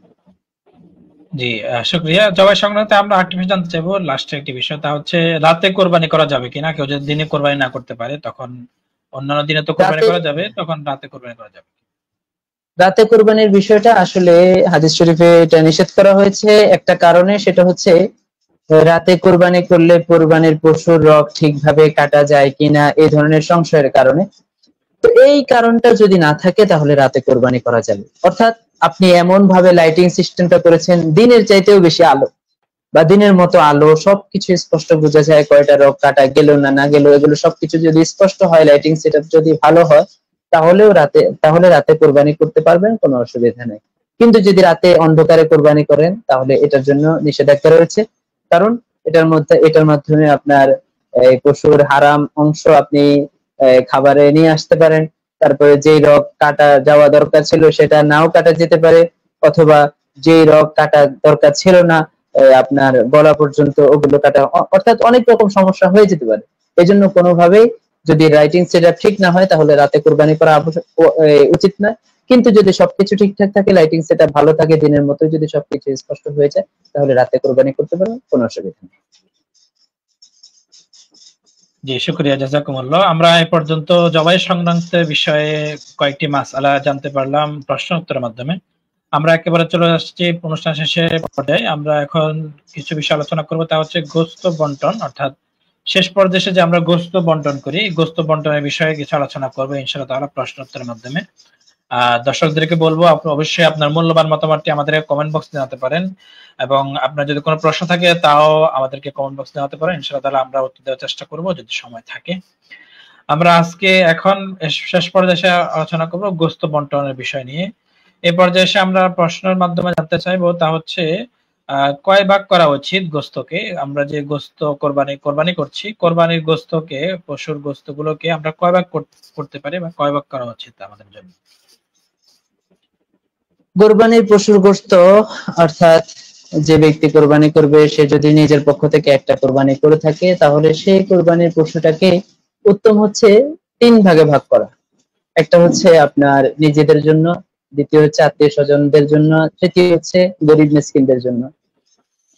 এই 3টা বিষয় আমরা হাদিস থেকে পেয়ে যাই। ওয়াতাইমুল কানিয়া ওয়াল মুতাররা, গরিবদেরকে দান করার ক্ষেত্রে অনেক বেশি উদ্বুদ্ধ করা হয়েছে। কারণ হচ্ছে এই গরিবরা ধনীদের এই বিষয়ের মাধ্যমে নিজেরাও একটু গোশত খেতে পারলো। আর এই গোশতটা আগে তো এটা ছিলই না, আল্লাহ রাব্বুল আলামিন আমাদের জন্য এটা জায়েজ করে দিয়েছেন। যদি এমন থাকতো যে আসমান থেকে অগ্নি এসে সেই গোশতটাকে নিয়ে যেত, তাহলে তো আমরা খেতে পারতাম না। কিন্তু আল্লাহ রাব্বুল আলামিন আমাদের প্রতি করুণা করেছেন, মায়া করেছেন, দয়া করেছেন বিধায় আমরা ওই প্রাণীর গোশতটা খেতে পারছি। তো এই জন্য আমাদের উচিত হচ্ছে 3 ভাগ করা, একটা নিজেদের জন্য, একটা আত্মীয় স্বজনের জন্য, আর আরেকটা হচ্ছে গরিব মিসকিনদের জন্য। তো গরিব মিসকিনদের ক্ষেত্রে এক্ষেত্রে লক্ষণীয় বিষয় হচ্ছে আপনার শুধুমাত্র যারা চাইলো, সাইল ভিক্ষা চাইলো তাদেরকে দিলেন, কিন্তু যারা চাইলো না কিন্তু প্রকৃত গরিব তাদেরকে দিলেন না, বিষয়টা কিন্তু ঠিক না। এজন্য আপনার উচিত হচ্ছে ওয়াতাইমুল কানিয়া ওয়াল মুতাররা, অর্থাৎ যে চায় যে চায় না সবার কাছে আপনার গোশতের হাদিয়াটা পৌঁছে দেওয়া। এই বিষয়টা খুবই লক্ষণীয়। কিন্তু হ্যাঁ, কারো যদি 3 ভাগে করলে সমস্যা হয়, অর্থাৎ তার পশু ছোট কিন্তু আপনার পরিবারের মানুষের সংখ্যা অনেক বেশি, এখন সে চাচ্ছে যে কাউকে না দিয়ে নিজে খাবে, তাহলে তার জন্য এটা বৈধ হয়ে যাবে, কোনো সমস্যা নেই। তারা লোক যদি বেশি হয় তাহলে 3 ভাগ না করে 1 ভাগ করলে, 1 ভাগ নিজেদের জন্য করলে এটাও সমস্যা নেই, কোনো সমস্যা নেই, এটা সহি হয়ে যাবে। বাকি যদি সামর্থ্য থাকে তাহলে 3 ভাগ করে আত্মীয় স্বজন এবং গরিব মিসকিনদেরকে দেওয়া, এটা উত্তম হবে। জি, শুকরিয়া। আমরা এই পর্যায়ে জানতে চাইবো আন্দাজে বন্টন করা যাবে কিনা? আন্দাজ করে শরীকদার থাকা অবস্থায় যে আমরা আন্দাজ করে বা মাফি বন্টন করি, এখন মাফি বন্টন না করে যদি আন্দাজ করে বন্টন করি, আন্দাজ করে বন্টন করা যাবে কিনা, এই ব্যাপারে শরীয়ত কি বলে? আন্দাজ করে আসলে বন্টন করা ঠিক না, কারণ আন্দাজের মধ্যে অনেক সময় সমস্যা হয়। এই গোশত কম বেশি হয়ে যায়, কারো জায়গায় 5 কেজির জায়গায় 7 কেজি হয়ে যায়, কারো 5 কেজির জায়গায় 4 কেজি হয়ে যায়, এটাতে সমস্যা হয়ে যায়। অংশীদারিত্ব বন্টনের ক্ষেত্রে অংশীদারিত্ব বন্টন করবেন 7 অংশীদারে বা যারা করবেন, উচিত হচ্ছে পরিপূর্ণরূপে ভালোভাবে মেপে ওজন করা। আর আন্দাজে বন্টন করলে সেই বন্টনটা ঠিক হবে না, এটা জায়েজ হবে না। কিন্তু হ্যাঁ, যদি ওই কোরবানির পশুর চামড়া বা এই জাতীয় জিনিস যেগুলো খুর, পায়ের খুর ইত্যাদি যেগুলো গোশতের মতো সুন্দর করে বন্টন করা যায় না, সেগুলো আপনি অনুমান করে যদি একটু অনুমান করলেন দেওয়ার ক্ষেত্রে, তাহলে এটা জায়েজ হয়ে যাবে, কোনো সমস্যা নেই। বাকি কোরবানির পশুর গোশত, হাড্ডি ইত্যাদি আন্দাজ করে বন্টন করা যাবে না। জি, আমরা এরপর জানতে চাইবো সবারটা একসাথ করে সদকা করা যাবে কিনা। সবারটা একসাথ করে যদি সদকা করতে চাই তখন এর বিধান কি হবে? এই বিষয়টা আমরা দেখতে পাই, যারা ধরেন অংশীদারিত্বে কোরবানি করছেন, 7 অংশীদারে 7 শরীকে 5 শরীকে, তো ওনারা অনেক সময় কি করে, গরিব মিসকিনকে দেওয়ার জন্য সকলের শরীক থেকে একটা ভাগ, ধরেন না 7 জনে মিলে কোরবানি করছে, এখানে 8 ভাগ করে, 8 ভাগ করে একটা ভাগ গরিব মিসকিনকে দিয়ে দেয়। এটা জায়েজ হবে কিনা? উত্তর হচ্ছে না, এটা কখনোই জায়েজ হবে না। এক্ষেত্রে অনেক সময় দেখা যায় জুলুম হয়ে যায়। একটা মানুষের ঘরে লোক সংখ্যা অনেক বেশি, কিন্তু তার অংশ থেকে এই পরিমাণ নিয়ে যতটুকু দান করা হয়েছে বাধ্যতামূলক, ততটুকু দানে সে আগ্রহী না, তো তাকে চাপিয়ে, তাকে জোরপূর্বক জোর প্রয়োগ করে তাকে তখন এই জিনিসটা তার থেকে নেওয়া হচ্ছে। এজন্য এভাবে বন্টন করা জায়েজ হবে না। আর 7 ভাগের 8 ভাগ হয়ে যাচ্ছে, আলাদা একটা ভাগ তৈরি হয়ে যাচ্ছে, এই জন্য এরকমটা কখনোই করা যাবে না। বরং উচিত হচ্ছে যতজন শরীকে কোরবানি করবে ততটা ভাগ করবে।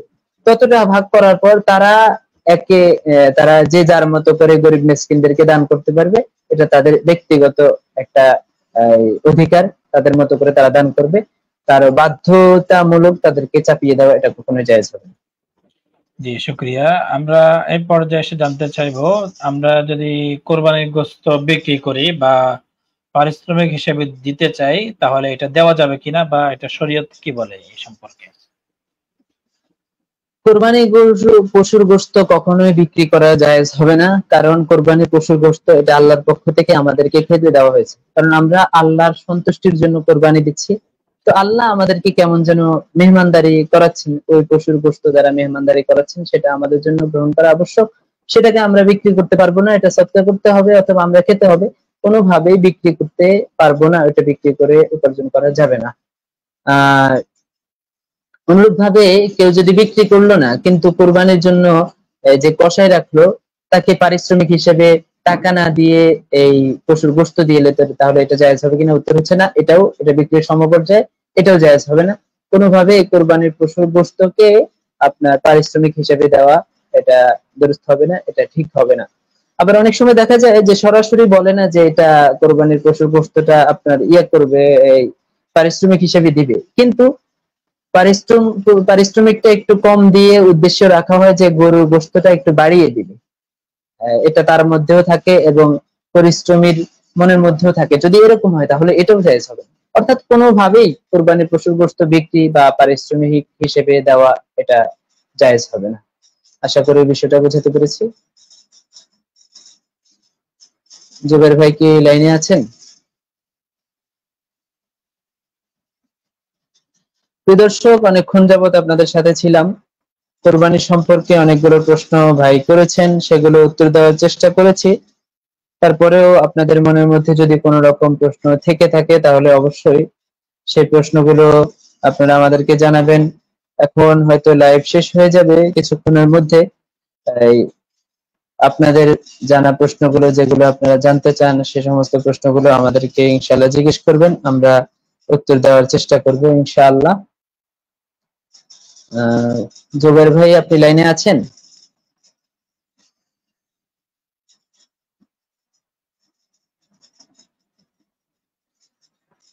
তো রাত অনেক হয়ে গেছে প্রিয় দর্শক, আমরা আমাদের লাইভটা এখানে শেষ করতে চাচ্ছি।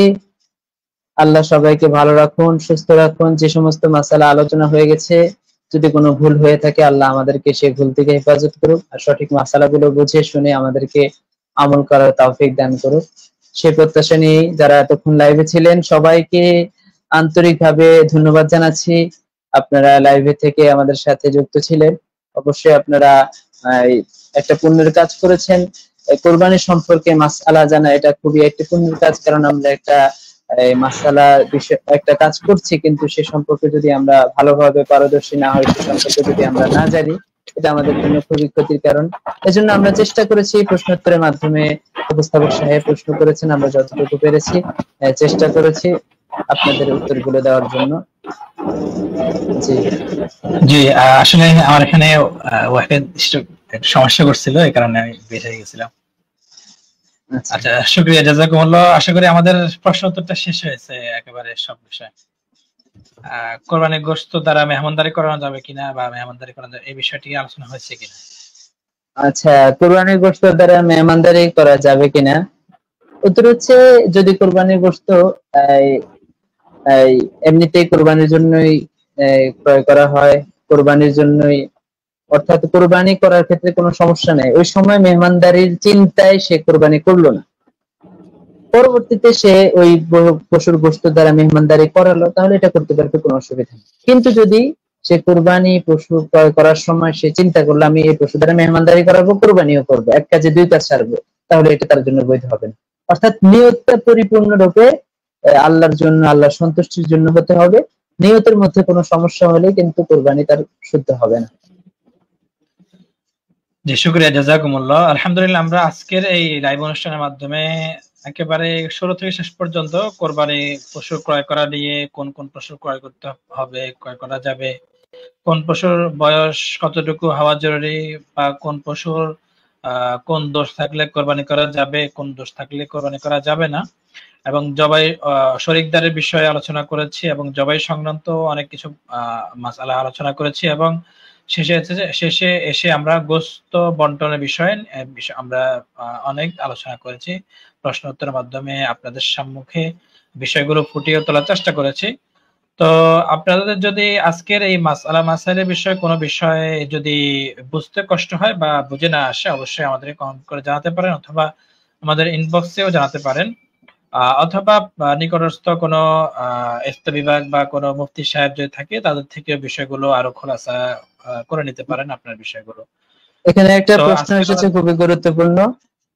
জি, যে সুন্নি ভাইরা বলে যে 6 জন মিলে, সাইফুল ইসলাম ভাই প্রশ্ন করেছেন যে 6 জন মিলে কোরবানি করা যাবে, 7 জন মিলে কোরবানি করা যাবে না, বরং একটি নাম রাসূল সাল্লাল্লাহু আলাইহি ওয়াসাল্লামের সাথে নামে অবশ্যই দিতে হবে। আসলে বিষয়টা এমন না, আমরা হাদিস দ্বারা এই বিষয়টা স্পষ্ট হয় যে সাহাবায়ে কেরাম রাদিয়াল্লাহু তাআলা আনহুম আজমাইন তারা কোরবানির জন্য উট তাদের 7 জনের পক্ষ থেকে কোরবানি করেছেন, এটা সহিহ হাদিস দ্বারা প্রমাণিত। তো এমন কোনো বিষয় নাই যে 6 জনেই কোরবানি দিতে হবে, 7 জন দিতে পারবে না, বরং আমরা হাদিস দ্বারা আপনার 7 জন কোরবানি দিতে পারবে সর্বোচ্চটা, এই বিষয়টা আমরা খুঁজে পাই। সুতরাং 7 জনে কোরবানি দিতে পারবে, কোনো সমস্যা নেই। যারা বলে 7 জনে কোরবানি দিতে পারবে না, তাদের কথাটা সঠিক নয়। জি, শুকরিয়া, জাযাকুমুল্লাহ। খুব চমৎকার ভাবে আমাদের প্রশ্নের উত্তরটা হয়ে গেছে। এছাড়াও আর কোনো প্রশ্ন আমরা দিতে পারছি না। এরপরও যদি কোনো প্রশ্ন থাকে আপনারা কমেন্ট বক্সে করতে পারেন, ইনশাআল্লাহ আমরা আজকেও দিতে পারি, অথবা পরবর্তীতে কোনো একটি লাইভ অনুষ্ঠানের মাধ্যমে আপনার প্রশ্নের উত্তর দেওয়ার চেষ্টা করব। তো আজকে যদি আমরা লাইভ অনুষ্ঠান এখানে শেষ করতে চাচ্ছি, যদি মাওলানা আলী আজম সাহেবের যদি কোনো কথা থাকে, ইনশাআল্লাহ শেষ পর্যায়ে এসে কিছু কথা বলে আমরা আজকে লাইভ অনুষ্ঠানটা শেষ করতে চাচ্ছি।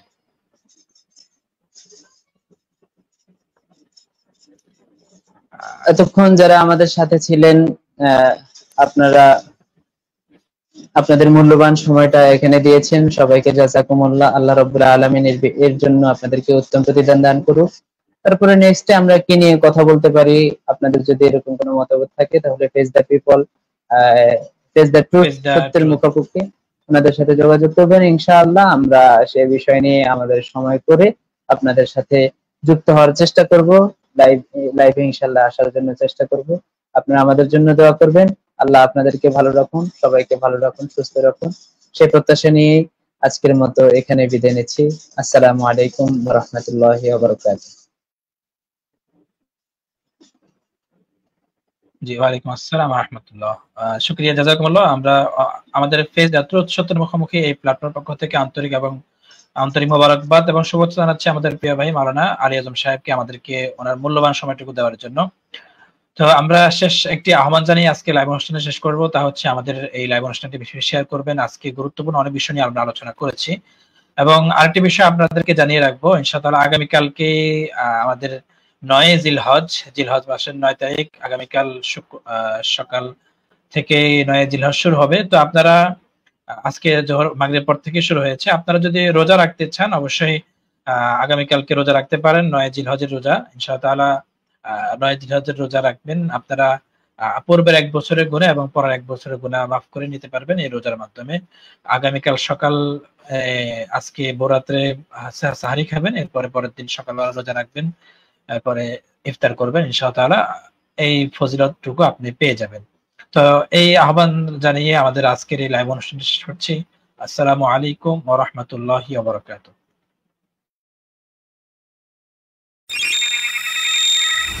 देवबंद ने इस्लाम का परचम दुनिया में लहराया है, जुल्म सितम के दौर के अंदर हक का दीप जलाया है।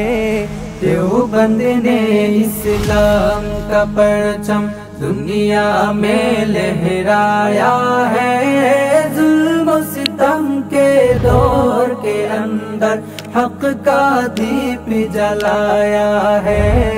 देवबंद ने इस्लाम का परचम